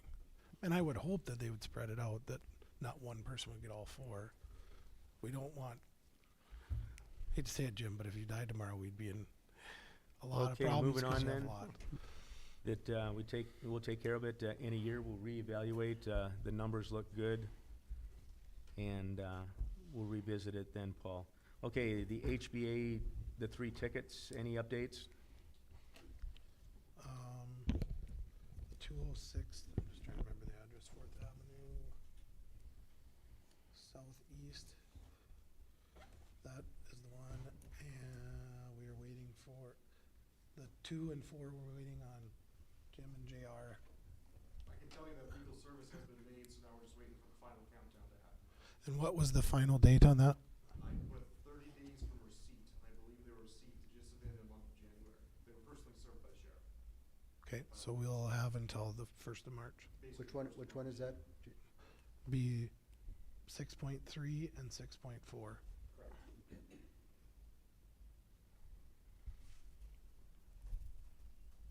And then the 322 First Avenue, Levi, I don't know if you saw my note that I put in, on that one, on the beautification group in Teams. The realtor does not have a buyer yet. He called me end of last week. He does not have a buyer yet, but they're still looking, and just giving an update that it's still a work in progress, and he'll let me know closer to time. But I did put a note in Had they changed the price? that he didn't say. 'Cause when I'm I looked, assuming so, 'cause I thought they were gonna lower it. I thought so too, but when I looked online, it was the same price. Oh, that I don't know. That covers all 3? Okay, moving on. Mike, the building permit process, I assume you're gonna wanna wait till the meeting next week? Yep. Okay? Well, we'll see if we have it. I know Mike is gone this month, so. Okay. So we'll take and bring that back. We'll table the building permit process, liquor license process revamping, further discussions.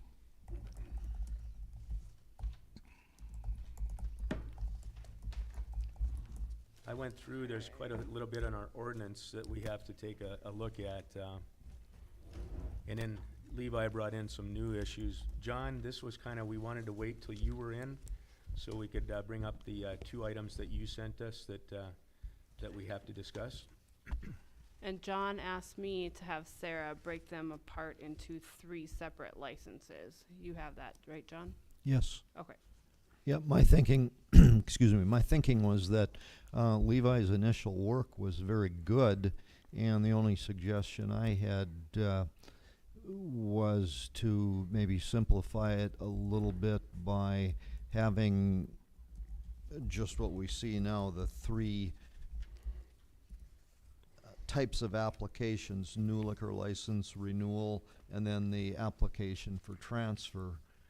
And otherwise, I was good with what was suggested.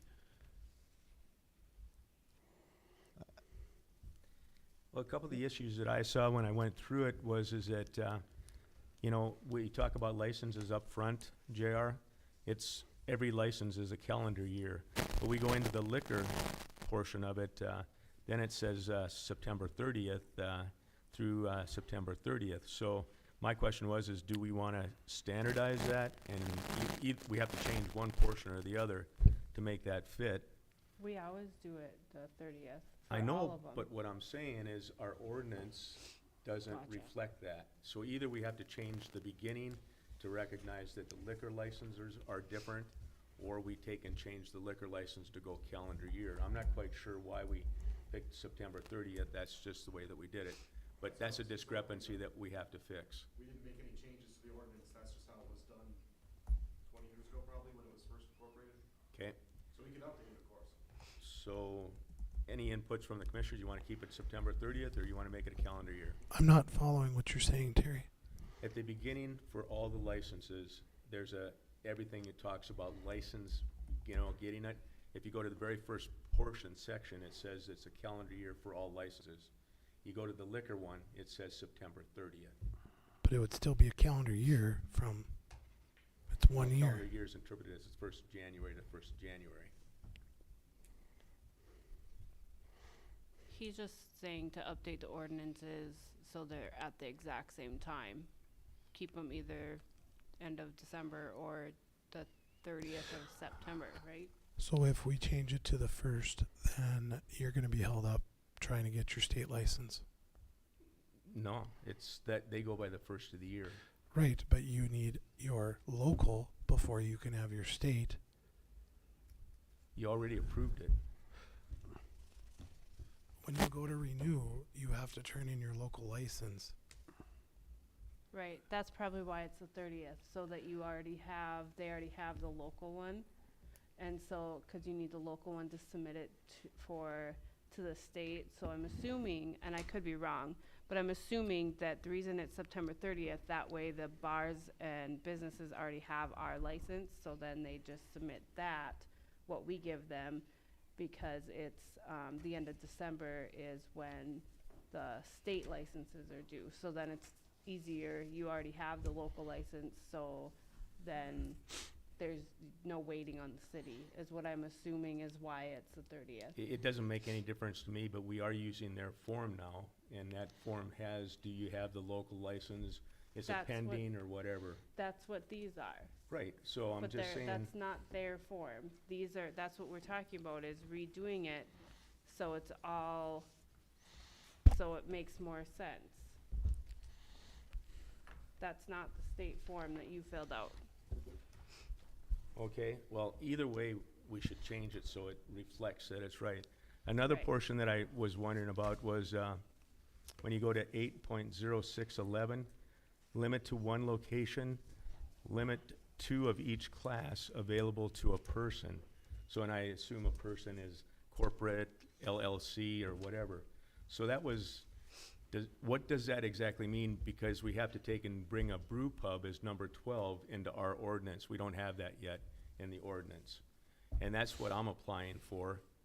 And so then does this mean, again, when you look at the 11 that we have on our ordinance right now, and it talks about 2 classes, somebody explain to me, does that mean on-off liquor sale, on-off beer sale? You can only have 2 of those, or what's specific about that? That's section 8.0611, and that's why I was wondering about it.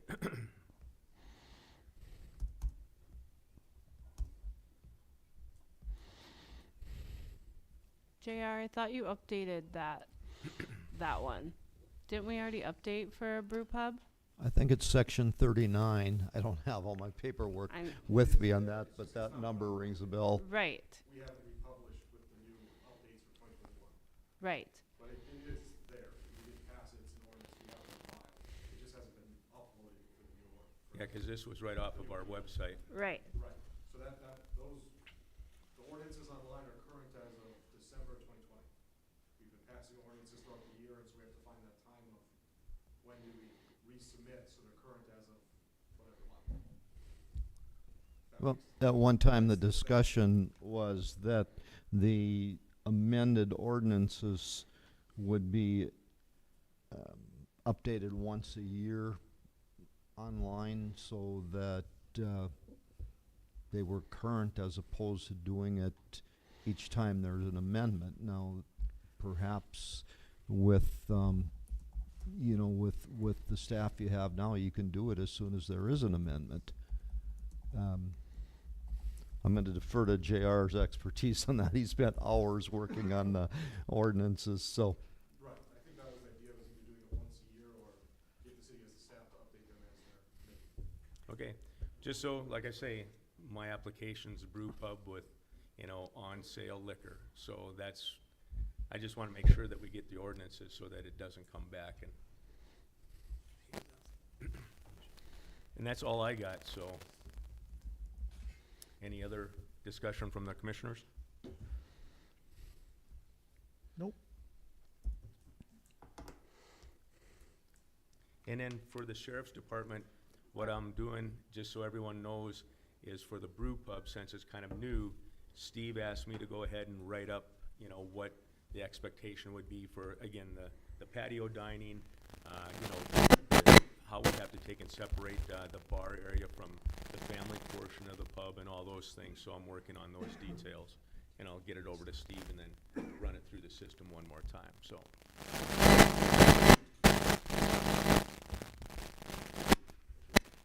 Okay, anything else that we want to talk about? Moving on to the food truck ordinance. I went through the second reading. Hold on. and- We didn't really decide what we're doing here. Or you want?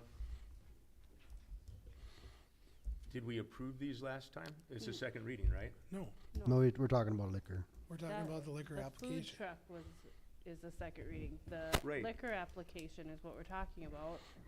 You guys didn't make a decision. So you have a That- problem with the way the ordinances are written, is what you're saying? We have to update the ordinances. Okay, and what ordinance did you say again? 8 what?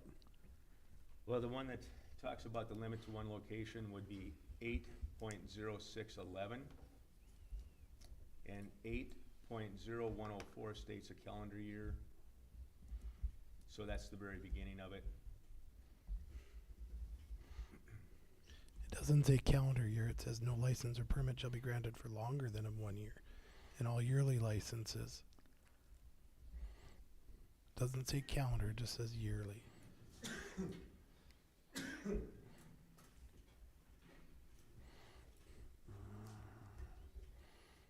And then it says if it starts on the first day of January, then it expires on the last day of December. Or if it starts on the first day of July, it expires on the last day of June. That's what it's saying. Well, I read it calendar year. Nowhere in there does it say calendar, Terry. Oh, let me open up the damned.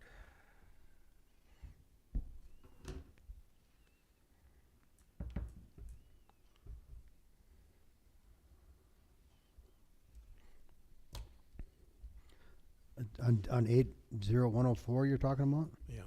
No license or permit shall be granted for longer period than 1 year.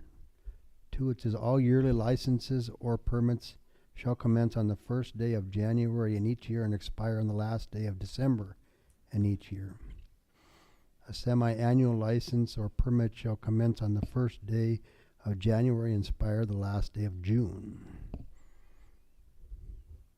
No license or permit shall be valid until signed and sealed, nor shall any person be deemed licensed until license shall be duly issued to that person. I don't know what you're looking for out of that.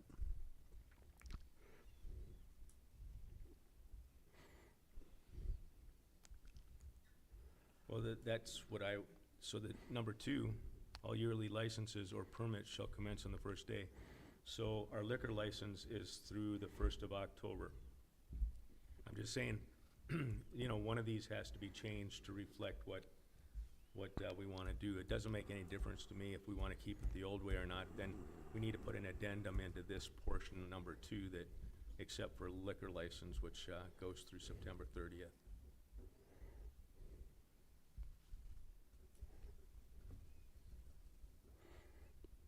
Is this just licenses in general then, or Yeah, that's no covers matter all what the kind of licenses. license you get?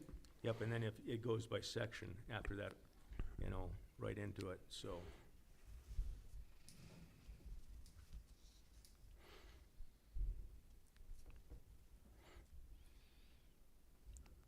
We'll figure it out. I think it'd be easier to keep it as of 30th because of September, because that's what all the businesses are used to here. And then that would give ample time for them to get their documents straight for the state license, would just be my personal opinion, because everybody's used to it being that date. They're expecting it that date. Despite my history, I can't say why it's been that way. You may very well be right, but I can tell you that it has been that way for as many years as I can remember, and that's a few right now, so we'll probably stay with that. And then, JR, if I understood you right, on 8.0604, licenses, classes of fees, number 12 will be the brew pub? Yes, it already is. Okay,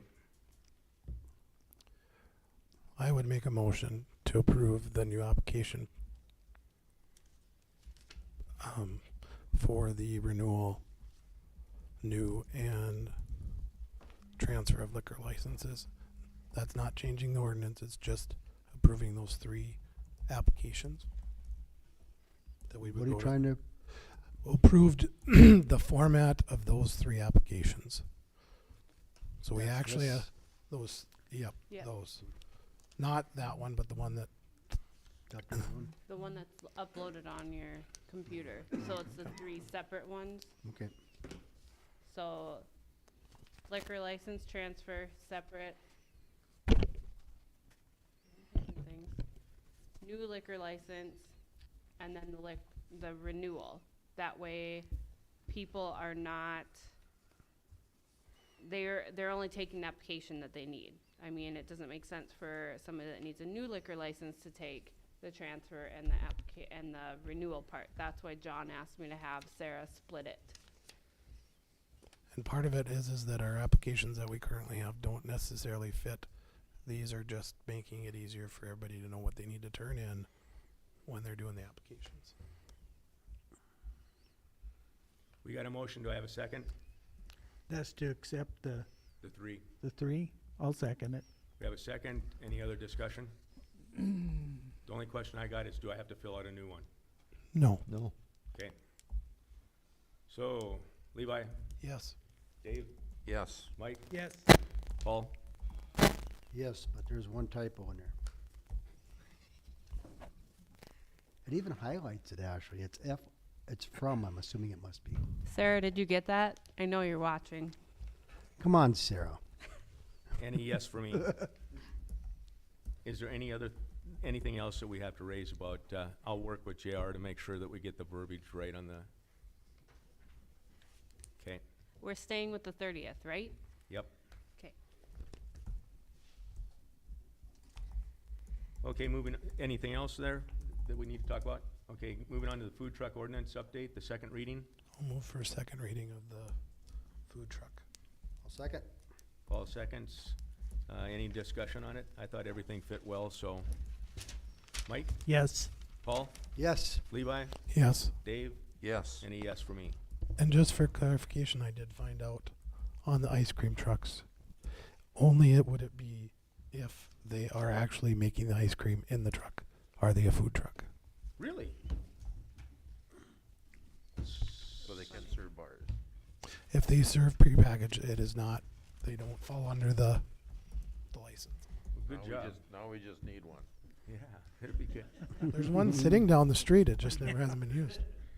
Which one of your guys, Jim, would want to do an ice cream truck? I'm gonna The North Dakota Community Foundation, the revised update, John had some information that was sent out again. So, John, do you want to kind of address it real quick? Yes.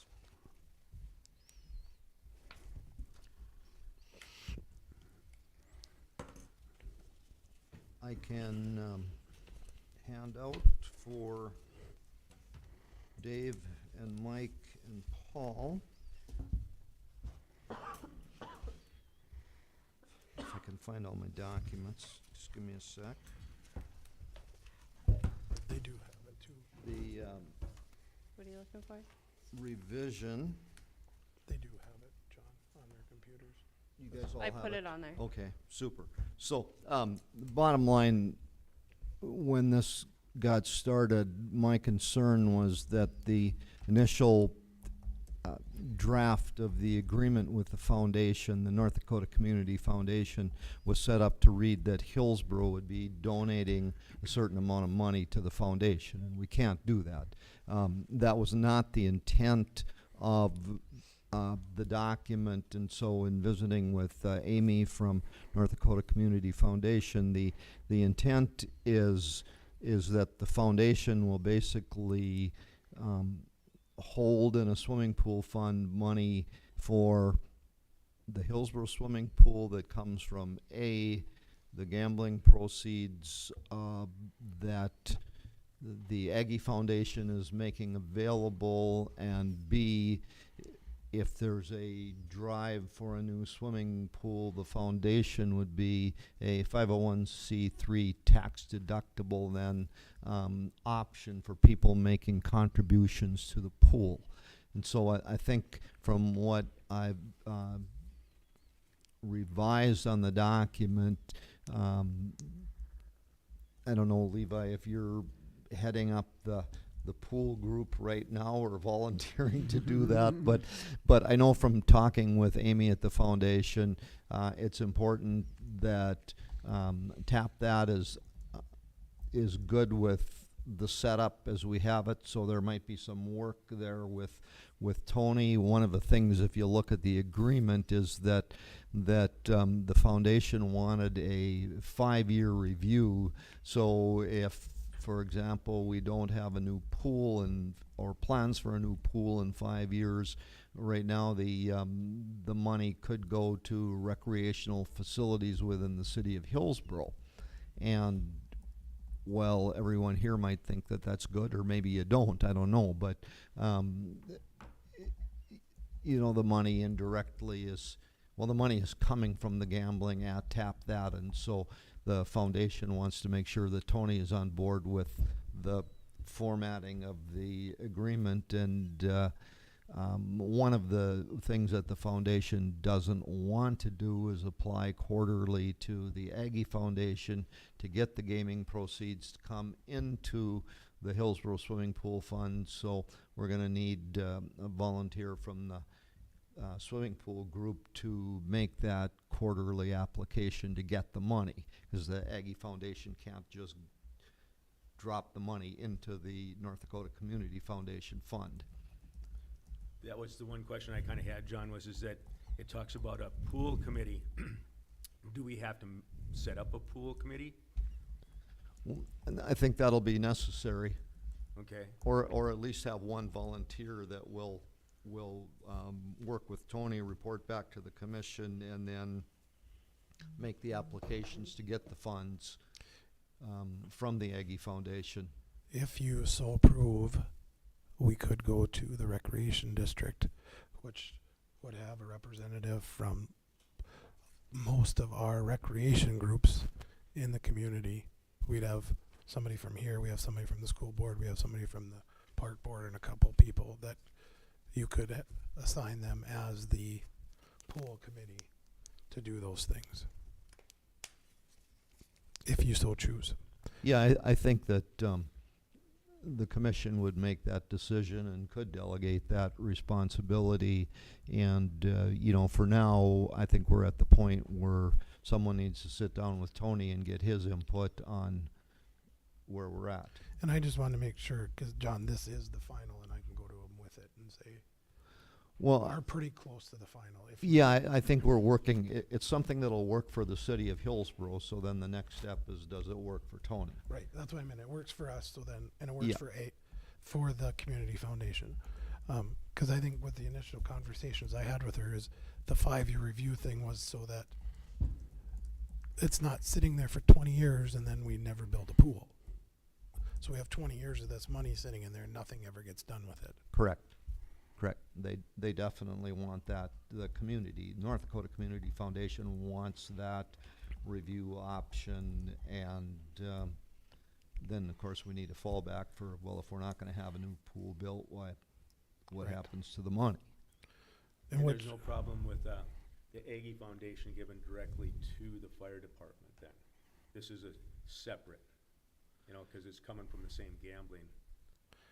Yeah, this is separate and apart from that. This is Okay. for the swimming You'll get pool that. fund. Yeah, the fire department's already got money from them, they've, I think the difference Hoping to is, get more, though. is that Yeah. because we're putting it in the foundation as an endowment, correct? I don't think it's an Or endowment. not endowment, but it's, we're putting it in there and it generates funds and it's a Yeah, 501(c)(3). it'll, I don't know how much it'll generate, you know, from an income production, because there is a fee for doing this with the foundation. But it's a place so that the Aggie Foundation needs a place for the money to make this work for Hillsboro. And if we did a fund drive, you know, Mayville, for example, when they did the fund drive, they had their 501(c)(3) so people could make tax deductible contributions. The tax laws changed considerably since then, so it may or may not be that advantageous anymore, but it's still an opportunity. So if you're fine with it, I can go to Tony and I'll report back after the next meeting. And do you want me to ask, we have a rec board meeting on Wednesday, do you want me to ask them if they would be interested in doing it? And I'll report back to you. I think that would be appropriate, and just as long as we can get volunteers from the community to be able to be a part of that committee if they want to be too, Levi, I think. And do we need a motion tonight to approve a swimming pool committee? I don't think we're quite that far along yet. Wait till Tony says yes? Yep, Okay. I think so. Do we need a motion to give me the okay to go ask those, or as long as you guys are in agreement and it's understanding? I think if the commission is willing to let your committee handle the discussions with Tony and report back, why, we're good. Okay. Commissioners approve? That's okay? yep, that sounds Okay. great. Moving on to the North Dakota Pedestrian Bridge document. All right. We got this document from SRF Consulting, and what they are doing is doing a environmental feasibility study on paving I-29, a big chunk of I-29. And part of that project is the pedestrian overpass over interstate. So they sent this document to the city, and they're looking for the city's buy-in on the project, if they approve it or not. There's 3 options they gave you. One was do nothing. One was to do an asphalt overlay on interstate and do the pedestrian bridge. And then the third one is to do concrete on the interstate with the pedestrian overpass. And under the concrete one, they would also replace the underpass over by the cemetery that goes underneath interstate. They'd replace that with the concrete one. If they did an asphalt project, they wouldn't, they're not going that deep, and they just leave the existing one in place. And it's a 128-page document, so I'll start reading it. I already read it. You read it, I read okay. part of it. So what they're looking at is something from the city just saying that they approve of the project, and that they would prefer, that you guys would prefer either option A, B, or C. Well, C doesn't get us anything. It doesn't get the pedestrian bridge, right? The pedestrian bridge is included in C also. A is the one you're thinking of. A is no build. One's doing nothing.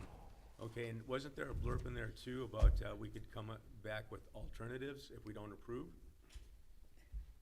Possibly. So I'd still like to, you know, we sent a letter of support or letter of recommendation that we do a separate pedestrian bridge to the north because of all the obstacles of cars coming on and off, and putting a pedestrian sidewalk beside on one side or the other. Is there a way to go back and get NDOT and those guys to take a look at something separate like they have in Fargo that would be safer for our kids? This report doesn't go as far as saying where the bridge is. It's just a environmental report talking about, you know, doing the bridge and doing the pavement. The letter you write to the to SRF could request that.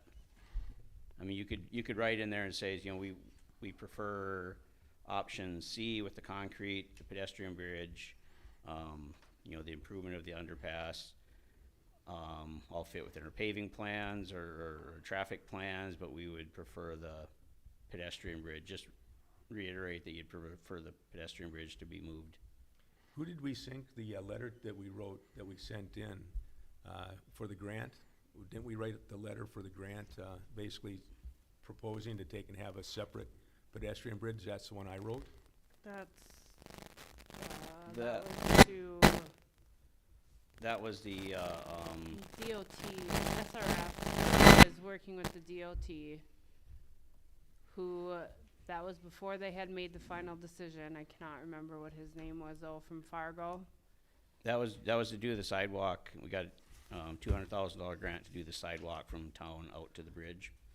But he's talking about before they had decided that when they were still trying to decide if they were going to even do the pedestrian bridge or if they were not gonna do it at all. I can't remember the gentleman the DOT guy from Fargo, we had to submit Yeah, I don't remember who a we wrote bunch that of to. letters. Paula Suda submitted a letter on behalf from the school stating about the pedestrian bridge, cause Bismarck, the people out at the state didn't want to do the pedestrian bridge, and so this guy, I think he was from SRF, I can't remember, but he was trying to put together as much information from Hillsboro and the people in Hillsboro and different businesses in the school and the city to make it so we got this pedestrian bridge. And then they did vote that yes, we can do the pedestrian bridge, but it's not the one, I guess, that it's not the standalone one. I don't remember what it was exactly, but at least they approved to give us a pedestrian bridge, whereas beforehand they were thinking of not even doing it at all. I don't think it is But that- attached, is it? And according to what this says, I don't think it is attached to the existing bridge. I didn't, I didn't think so either, pretty so standard. unless I Yeah, misread that's it, what I thought it exactly, was a that's what I think. standalone.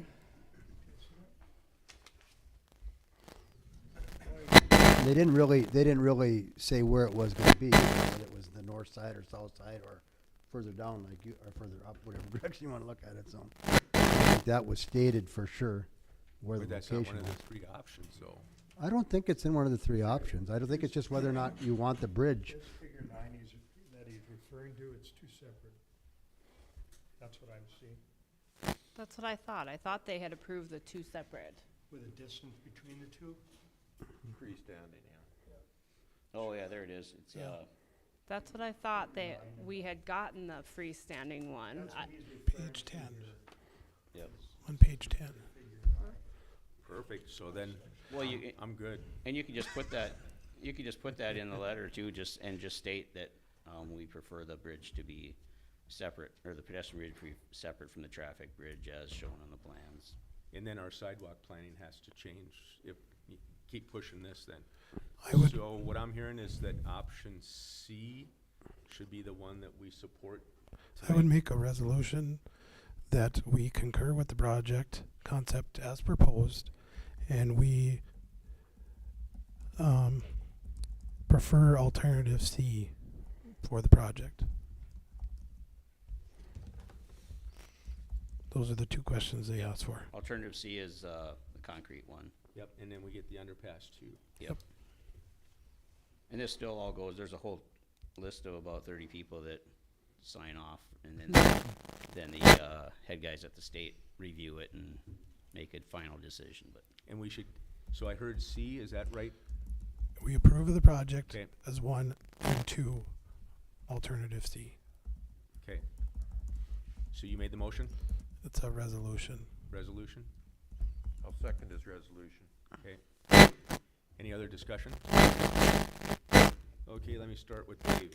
Yes. Levi? Yes. Mike? Yes. Paul? Yes, And a yes for me. and that concludes my reading. You're a speed reader already. There ends the lesson. Okay, and we'll turn it over to you, Ashley, about the Loving Local app. Next time, Steve, do an audiobook. Do you want to table it for next time? It was the Living Local app. That's my typo this time, Oh, not that's right. Sarah's. Sorry, I like Yeah. the Loving. I like the loving. I thought it went well, I guess. What's it supposed to be? Yeah. Living local app. I don't wanna know what came up on your Google search on that one. Is it Valentine's Day? Maybe she had Valentine's Day on the mind, yeah. I don't You know. got this on the computer too. Oh my. Anyways, Yeah. What's it on? okay, She was so. warned she was gonna get grief over this. Yeah. So the, this app, and I got, Paula Suda had messaged me, and she said that HEDC was in favor, thought it was a good idea and was in favor of it as long as, somebody, either from the city or somebody else, would update their information for them, because they don't have that much to update all the time. And depending, as long as it isn't too much, maybe that would be something that Sarah or myself would be able to do for them. It's more of a community app. You can put different, it's actually a really good app, and it's free, so there's no cost for the first 2 years. And then after that, it is, I don't remember how much she said, this was a couple weeks ago.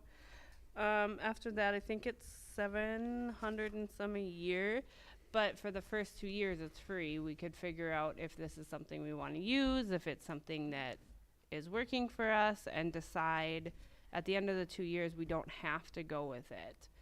It's they got a grant, it's grant funded from the state, for cities at no cost right now for the next 2 years. I don't know if anybody went and checked it out. I had sent it to everybody. If you guys saw the demo and what it all offers, I did send it to everybody a few weeks ago, and a few of you I know went and checked it out, and a few of you didn't. It would just be really good for the community to be one place for the community to go, and I know there's an issue with multiple websites. This would be one place that people can pull up on their phones, pull the app up on their phone, and this can take them either to, one click of the button can take them to the other group's web page, like the HEDC web page, or update information for them, or like HBA with the Christmas Carnival. They could do push notifications reminding everybody to come out, and they can also, they talked about being able to do different contests with this app, and being able to take pictures, example of the Christmas tree or the light house lighting competitions, and take a picture and upload it right into the app and be able to pick your winner that way. There's a lot of different functions with this app. I don't So know. your recommendation is to get it? I don't see what the harm is in trying it. It's free for 2 years. And If we don't we- have to worry about any cyber, going into our system? No, she said that they go through, I don't remember. This was a couple weeks ago, or about a month or so ago, that we talked to them. But I know that was one item that was brought up, was about the cyber, and they have cyber control all built in. Okay. So Ashley's recommendation is to get the living local app, either or. Is it loving or living? It's living. Okay. So with that, do I have a motion to take and get the living local app? I'll make the motion. Dave makes a motion. Do I have a second? I'll second it. Mike seconds. I have wanna a comment? comment, I have a comment when you're done.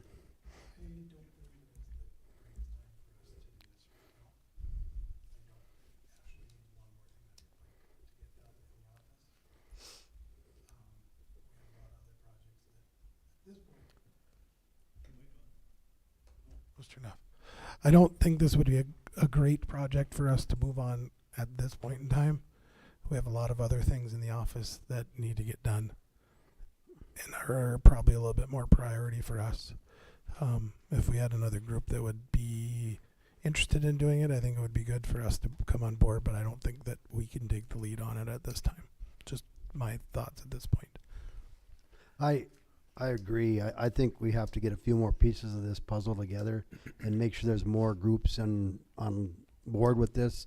I don't know, JR, from the HBA standpoint, how much interest would you say there was? It's hard to say. I haven't really looked into the app myself, but I know we have a meeting coming up through various organizations and what we plan to do for updating our social media and other network items like that this Friday, actually, but I'm not sure. Yeah, I just think it's an awful lot, without having to find out what the benefits are for everybody and getting people on board with it. I do kind of agree with Levi. That's a lot of work for you. It's going to be a lot of work. Let's put it that way. In order to do it properly, and it's going to be something that's going to have to be kept up. I'm not, when does this thing expire? Do you know? 2 years. No, but I mean, when do you have to get on board? If she'd like an answer, Yeah, but if you don't give her an answer this month, if you gave her an answer in 4 months, is I it still don't good? know. I'd have to ask, but she would like to get us onboarded, as the sooner the better. Well, We ask Gary, since he's the president of the HEDC? not really. I'm not concerned. Any input? Go ahead, Gary. Thank you. Well, I appreciate that. Come up to the mic, though, I please. didn't want to really comment, we do have a meeting coming up Friday. Hey, Gary, can I have you stand up there? Thank you. Is this on? It should be blue. Okay, again, we do have a meeting coming up Friday, with, talking about social media and your type of situation. We're trying to figure out how to tie things together and keep things separate and things like that. HEDC has been using, Trail County is helping us with our updates and things like that. Again, I can represent Trail EDC too, because I'm president of that also, but, Jim and they're just overwhelmed right now with stuff going on with economic development. They would rather not do that any longer again, so we're trying to figure out what to do. Like Paul says, it's time consuming. It takes, to do it correctly, it takes a lot of time. You have to get input from other organizations that have events. Get that in, I'm assuming someone's got to put the information in there. I'd rather see it from one person than try to somehow do it with different types of, different people. As far as, I don't know if you can just sign up for it and not do anything for a period of time until we kind of figure out, but, I haven't had a chance to look at it. I haven't looked at the site, so I don't know exactly. You talked about, you could go from the app to this web page. Can you put something on the web page so you can go to the app? Or, Have you got a link sent to you for that? yeah, and I didn't. You have a chance to look at it? Okay. A lot of those questions are asked there. Okay, so anyhow, again, I have not looked at the app. My day-to-day's been a little hectic, so I'm not against it, at any point. What the city does, I mean, basically, I'm assuming it's something through the city that would have to say, yes, we want it. It's not just a organizational type thing, so I guess I haven't added a whole lot to the conversation, but other than the fact we do have some meetings coming up to kind of tie things together, if possible, between the organizations within the city. And I think the question is how do we synchronize all the different efforts, right? So Where does it go? I'm not against it. I'm not against it. I think it works like it should. Do you want to take and table it and go till the next commission meeting so that more people can have a chance to take a look at it, or should we proceed with the motions? Well, I just thought it was a good idea, because, it's not costing us anything, and But it'll be costing us time from an employee. But at the Right. same time, there's stuff that, yes, we get stuff out on social media, but not everybody has social media. Everybody has a phone.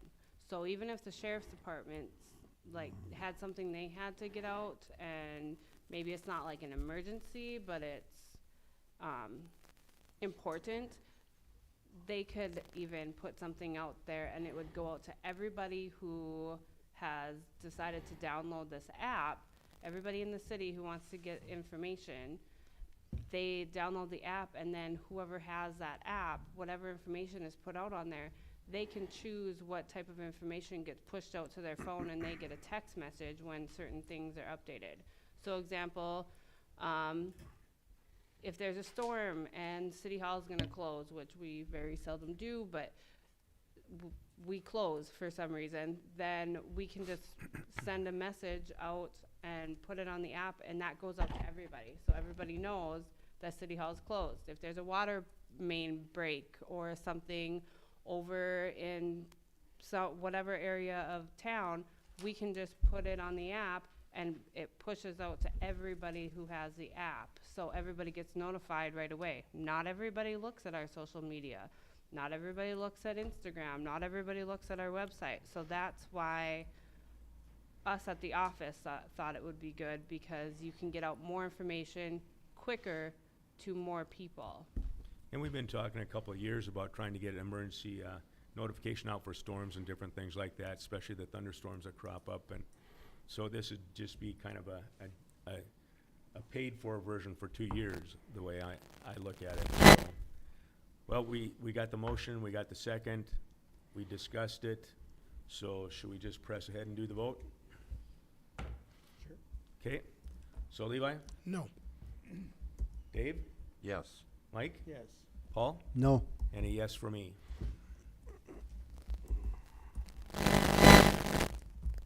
Okay. Building site incentives. Mike?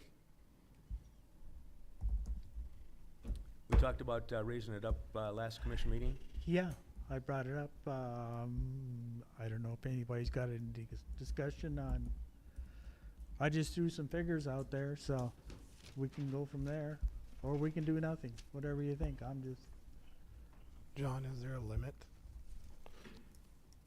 Is there a limit in Century Code for incentives on new construction? Meaning, you know, that they don't. Didn't it change the last legislative session? Yeah, so is this new housing or? Yep.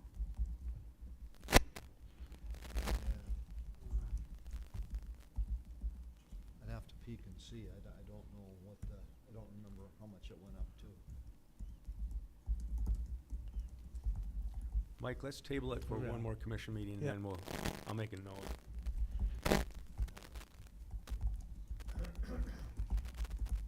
Gaming site authorization for What, the. Mike, what was did P&Z come up with anything? I just brought it up to him and I said I would bring it here to look at. But I they know didn't I have, talked to Jim Murphy back during the legislative session that he was working on trying to coordinate a raise of it too also, Yeah. so. but they didn't have a recommendation of what it should be. Mm-mm.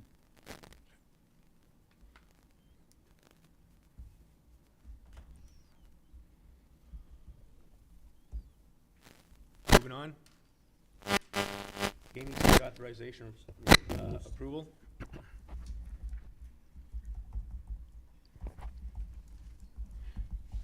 Form approval. Terry needs approval to put the, pull tab machines I don't in. need approval. The HEDC HED needs approval. Well, but it's for your business, so. I'm just providing the space for them. HEDC needs site authorization signed, approved and signed to put their gaming machines in Terry's brewery. So Sheila gave me the form and asked me to bring it to the commission for approval. I make the motion to approve it. Do I have a second? I'll second it. Dave seconds. Any other discussion? I just question why it said November or 21 on the application. I don't know think that's that. just when we filled out the paperwork originally. I'm just looking at it and saying Oh. the application is not filled out correctly. Is there any special requirements that they have to have before they can get that, or? I've been in conversations with the Attorney General's office, and what I'm working on is approval to get the state liquor license for just the bar portion of the brewery in a couple of weeks. I have to finish the Department of Health. There's certain things that 5 things that I have to do. I've been working with Jamie on the fire marshal's approval, the form that he has to approve. Those get sent in. What this does is it just allows, she's given permission for the site authorization to come before the state liquor license is approved, so that we can get the setup and everything ready to go. It just allows the equipment and stuff to be moved in. It will not be turned on until the state liquor license is issued, and we start it all at one day, on the same day, I should say. That's where we're at.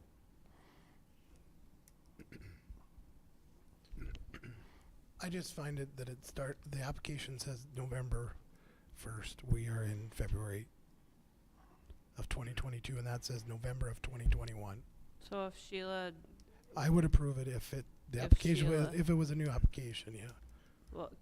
what about contingent on Sheila making that change? That would be fine with me.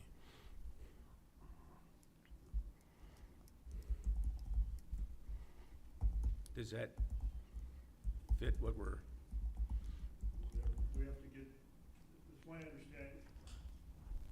it's my understanding we have to get the approval from the city before we can do anything, as far as HEDC putting machines in there, so. well, and I know was a discussion with Sheila about the date, if she wanted to go ahead and do a new form. And I think she just chose to use the November one because I the mean, signatures are there. Yeah, I don't even know what the form is, to tell you the truth, guys, but, it's basically a one page. Yep. So basically, I just need to change the date of it. Yeah. Who That's filled up out to the form? commission. I had to sign it. I mean, we can do that, if this is approved, Sheila probably can do that tomorrow. Yeah, yeah, I As see long as you're her, gonna be around, Terry, just to sign if you need to sign. I see her almost daily, so. Yeah, I just think that That's- if you're going to that's- submit a form, it should be updated to what we're doing.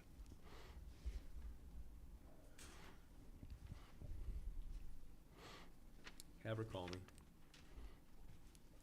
Can we continue with the motion? So contingent upon it, okay, so did we get a motion and a second? Do you- Mike made the motion. Mike I made the yeah. motion. I'll second it with that Do- contingency. So, and then the discussion. Hold on. Levi, what? Second it with the contingency if it wasn't seconded. Dave had seconded it, but I got in here with contingent on date change. Yep, Is I'll- you still in discussion, or? No, Do you- we're gonna go around and vote, or you wanna discuss something? Well, I was just curious, I thought you'd mentioned something about, does HEDC get charged for the machines in there, even if they're not plugged in? I think on the machines, we get charged per pole, It doesn't, the machines But don't they get start until I charged. turn on the Wi-Fi. Right, but they still, according But we have to, the- when I talked to Sheila, we have the though, machine they sitting still there- get charged rent. Like, he can still charge you rent even though the machines are in there. If Okay. I understood Sheila right, I could be Sheila would have a wrong. lot more information on that than I do. And I told Sheila that I wouldn't do anything until the machines get turned on. Yeah. It's just the convenience of getting them in and set up so that I I can mean, get everything even if around this it. is signed and put forth, if we're in there, when you're gonna open, and I'm assuming that the gaming company can come in a day or two ahead of time and set things up. I mean, Cause I've talked to him a number of times. We've had 3 different dates about bringing the machines in, and like I say, it's just a convenience for me to be able to work around them. And I'm shooting for 2 weeks is what I'm hoping to be able to get all the paperwork done. Are you gonna get me the, I don't have the, what are we waiting on? Inspection stuff. Yeah, I'm doing that with the Department of Health, and we already had Jamie come over and do this last Friday, another form that he has to approve.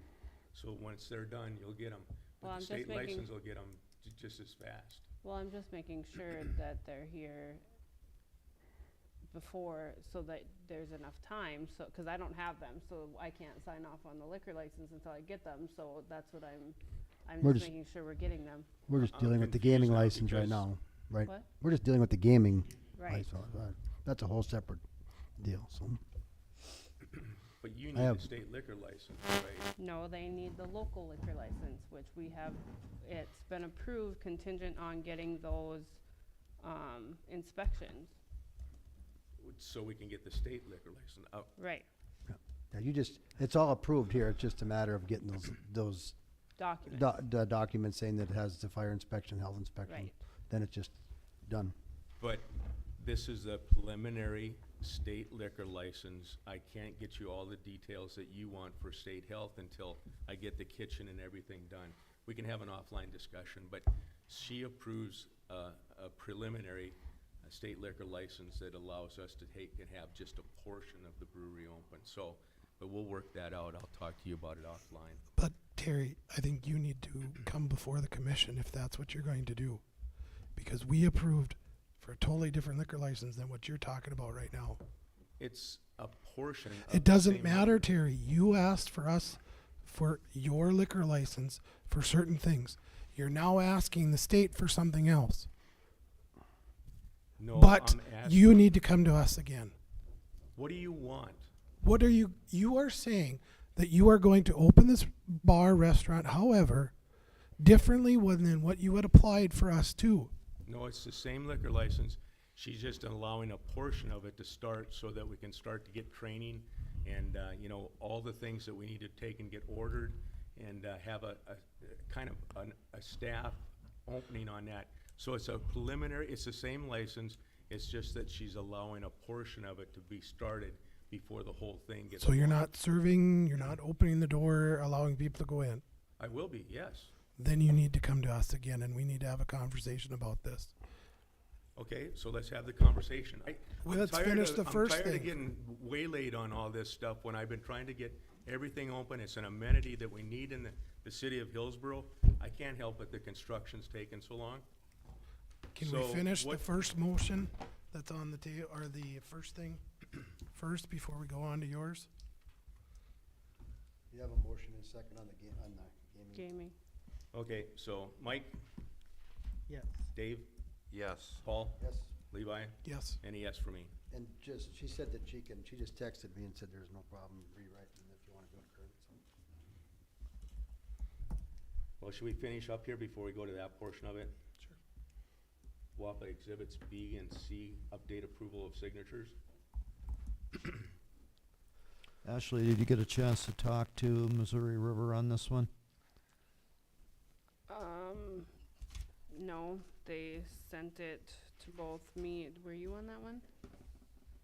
No, I've looked at the documents and, you know, these are similar documents to what has previously been done some years ago.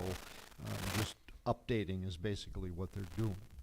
And so, you know, my question to you was, did Missouri River give any input? Normally they say sign these because it's as good as it gets Right. and nothing will Isn't this what we change. had that meeting on? That's what they said. They said if you Yeah. want your legal counsel to check them over, that's fine, but that's what they. And so I've reviewed, reality. I've reviewed the documents. I think they're fine. They're the kind of documents that I've seen a number of times before over the years with Hillsboro, and there's no problem in executing them in accordance with their request. Also moved. Second. Okay, any other discussion? Paul, Yes. Levi, Yes. Yes. Mike, Yes. Dave, Yes. and a yes for me. Okay. Did the commission, do you want to have this discussion, or? Hold on, I have one more thing that Lowry sent me last minute. John, do you think, I sent, John? John? I'm listening. Oh. I thought you were ignoring me. I'm listening. You're concentrating. You looked at these Lowry ones, right? That I had sent to you? That he sent me at last minute today and asked me to put on the agenda, and I said, if we have time, I will discuss them. I put the pay app in, but, these are the agreements that he would like signed. One is between the owner and contractor for construction. I did put these all on your tablet or in Teams also, but they're in, it says Lowry's documents as of today's date, because I didn't know if we were gonna get to them. Between owner and contractor, one is stating that Green Earth Landscaping is going to be coming on in the spring. The other one is a construction contract for S&F Concrete and Paving to finish the spring work. And then there was, and they sent all their bond and insurance stuff with also showing that they're bonded. And then the other one was just relinquishing Sellen Brothers, that we've paid them in full and that we are no longer in contract with them. They've done the work that they were set forth to do in the fall. So I'm just asking for a motion to provide signatures accepting all this paperwork. Before we make a motion, Steve, did you get copies of those documents? No, he only put me on it for some reason. I would move to postpone this until our next meeting. I would 'Kay. second that. Is- And I told him that might happen, so I just said that I would ask. But I did tell him it might, And can you send Wait. those documents to Steve then? yes. I thought I did send them to you. That's why I was calling you. Sorry, I'll send them to you if I didn't. Well, and then I guess I'd ask if you take a good look at that one regarding Celine's, and I'm not sure that that's worded exactly the way we want it, but that's more yours than mine, so take a look at it. Please. Okay, that's all. I'm sorry, I didn't mean to interrupt. So this will be on the agenda at the next commission meeting then? Yep. Okay. And you're gonna let John know then? Yep. Okay. So, we're, You went through that.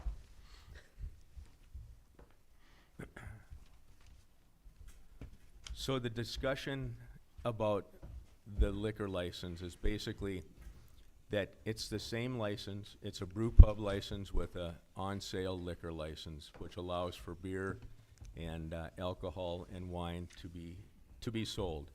And so, because the kitchen is taking longer than we expected it to get the system in place, I've asked the Attorney General's office if she would be willing to take and do, just like with this incident with the machines getting set up and things, that if we could start so that I can get the brew pub taxation started and all those, you know, official paperwork and things like that, realizing that the Department of Health will take and say, yes, you know, this meets the bar criteria for sanitation, the restrooms are completed, all those types of things, and then the fire inspection has to be approved. If the Attorney General gets that, then she gave the permission for us to take and open the front portion of the pub. It's the same, you know, there's no difference in the licensing request or anything like that. It's just allowing us to start to get a cash flow, to get staffing done, to be able to be prepped for when the food happens and the grand opening, kind of getting some of the experimentation and stuff out as to what we need, allows me to take and be able to get liquor inventory, beer and wine inventory, those types of things. It's not that I'm applying for anything different. It's just allowing for the premature opening of the front end of the pub. So that's that's what she's agreed to. And then that's just like with the site authorization. Excuse me.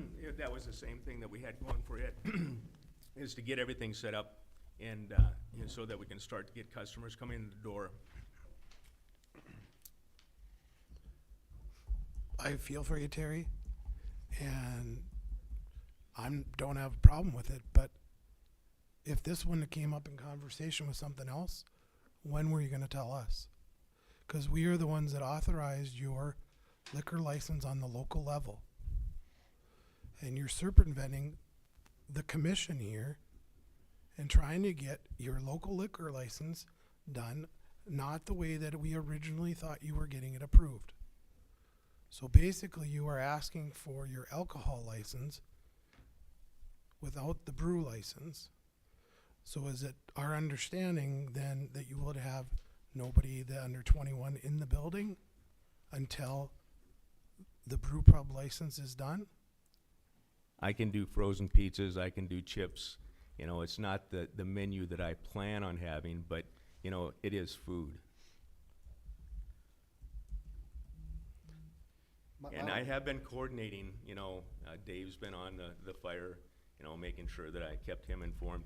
Department of Health, there's nobody to really, you know, I'm just working with them directly, so. It says, and back in October, you made made it on, that it had to be, that the Goose River Investments liquor license contingent upon fire and health inspections being completed per state regulations. So you're saying that those have been completed or they haven't been completed? I'm coordinating and getting them completed. Okay. And when they're completed, we have no issue with, And neither does the state. once they're completed then I have no, as long as those things are completed, according to this, the liquor license should be approved. But if the health, you're saying the health is not gonna be, it's a conditional. The health will take and do the restrooms and the bar area. I can't get the kitchen completely inspected until everything's put into the kitchen. But there again, are you gonna have it open to people under 21? Because that's bar food if you're selling pizza, cause that's the same thing that A&R and the other ones do. Is it food or isn't it? That's not just my decision, that's the Does it fit the criteria for a brew pub versus a bar? the difference on a brew pub is also supposed to be, or a certain amount of food that's supposed to be served.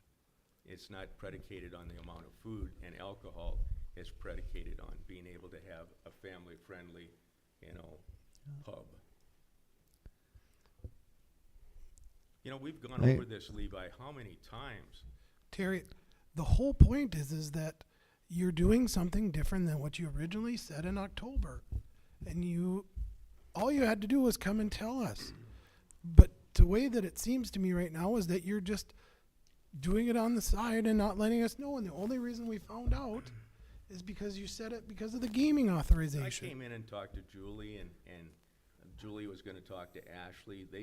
And like I say, I've been coordinating with Dave because of the fire requirements and those things. So Okay. I haven't been doing it in the dark. But where is it on to let the rest of the commission know? That's what I'm saying.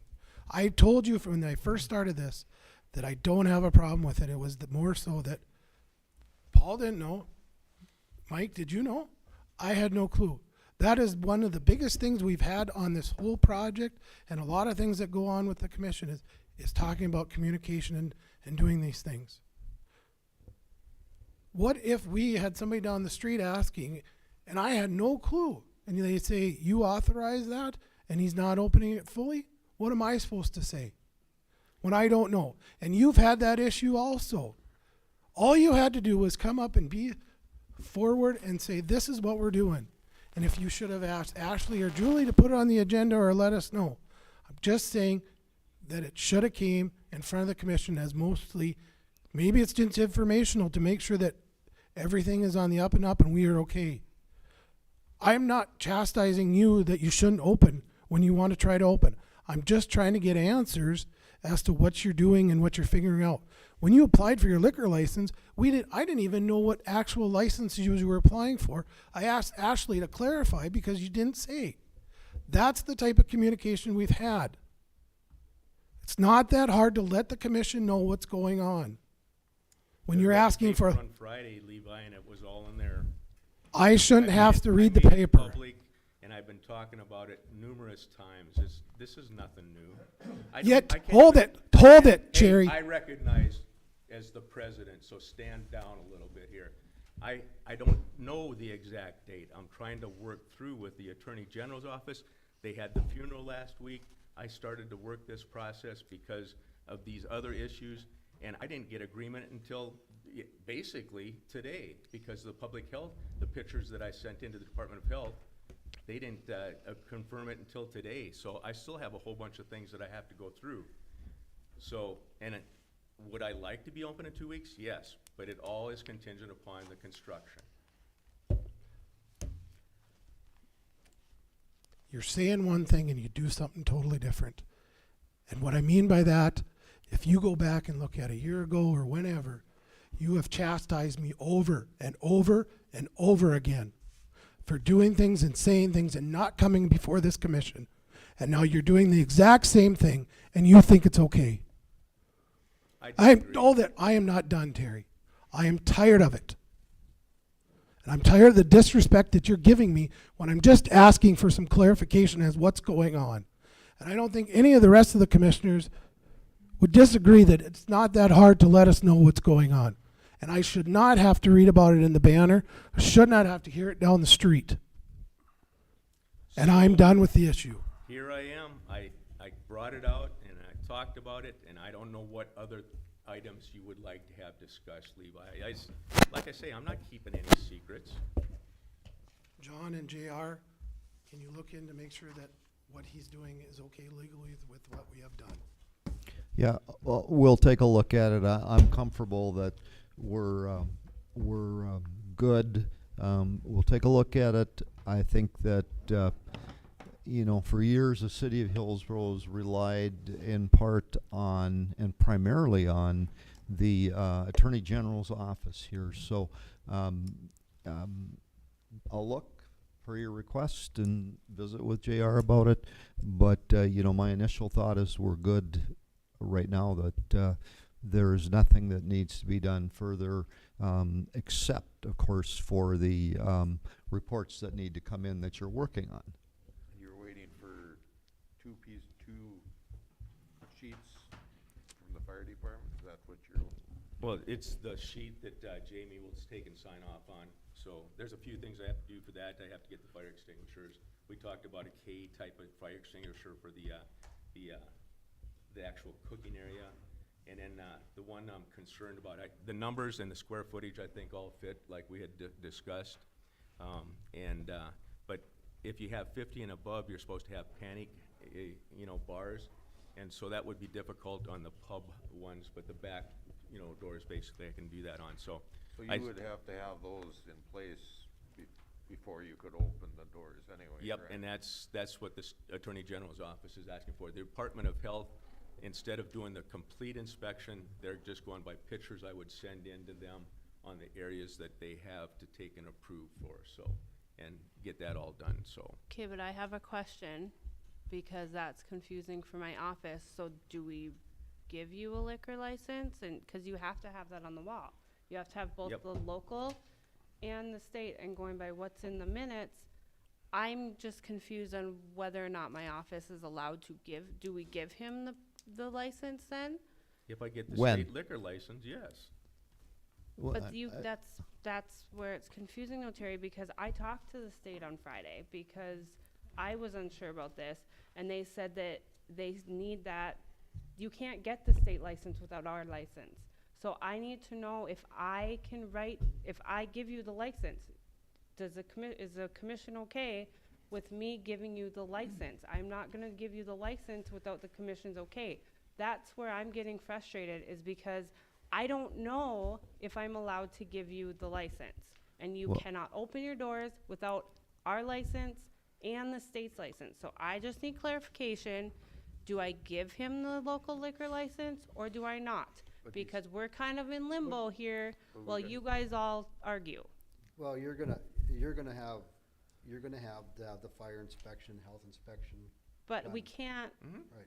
but the health inspection, he said he's not gonna have the kitchen. So is it But if the okay? state- But if the state's okay with that. Okay, so I'm allowed to give him his license. That's all I need to know, is if my As long as office you is get the allowed. proper documentation from the state, I Yep. would say you're okay. Okay, but not the kitchen. Well, the Without state the should be kitchen. aware- The state should be aware of that side of it. And when he opens that, he can't open that until he gets that inspection. Yep, the final Department of Health inspection will be when the kitchen's all finished. Right, I understand that, but what we have, what was approved is different than what the state is approving, and I'm just telling you, the state can't approve you until I give them the license. So I'm asking, can I give him the license? I need a clear yes or no from the commission. Well, the way it's worded on here. In my Commissioners opinion, have to yes. In your Yes. opinion, yes? Yes. Yes. Okay, But I will look at that to make sure we're good, because we all want to be doing what's right. But And I if the think, state I gives the think we're good. license, then but Well, they can't give the license without me Right, but giving it- you the license. But the on way, the form that we sent in, it said that the city had approved the license. They didn't accept that. but it says here that the Goose River Investments liquor license contingent upon fire and health inspection being completed per state regulations. So I would think if he's getting it from the state, they would have met the state regulations. Otherwise, the state wouldn't give them those inspections, or wouldn't approve those inspections. Okay, that's all I'm asking. I just wanted to know from the commission if I'm allowed to, because Well, from my standpoint, once you have those inspections completed per the state regulations, that meets the information here, so. That's just my opinion. we requested. Yep. Right. The 2 items, right? And I do understand where Levi's coming from, I understand that, but, you know, I also think that, you know, these are some different circumstances we're under too, and, you know, and it's hard to get things done these days, we all know that, it's hard to get stuff, and I think that, you know, as long as the state's okay with the inspections, I'm okay with it. okay, that's all I need to Because know. because the state can still come in if they see he's doing something in the Yes. kitchen. Thank you, Mike. Okay, anything else, citizens that want to take and address anything? Do I have a motion for adjournment? I'll make the motion. Do I have a second? Second. Mike seconds. We're adjourned.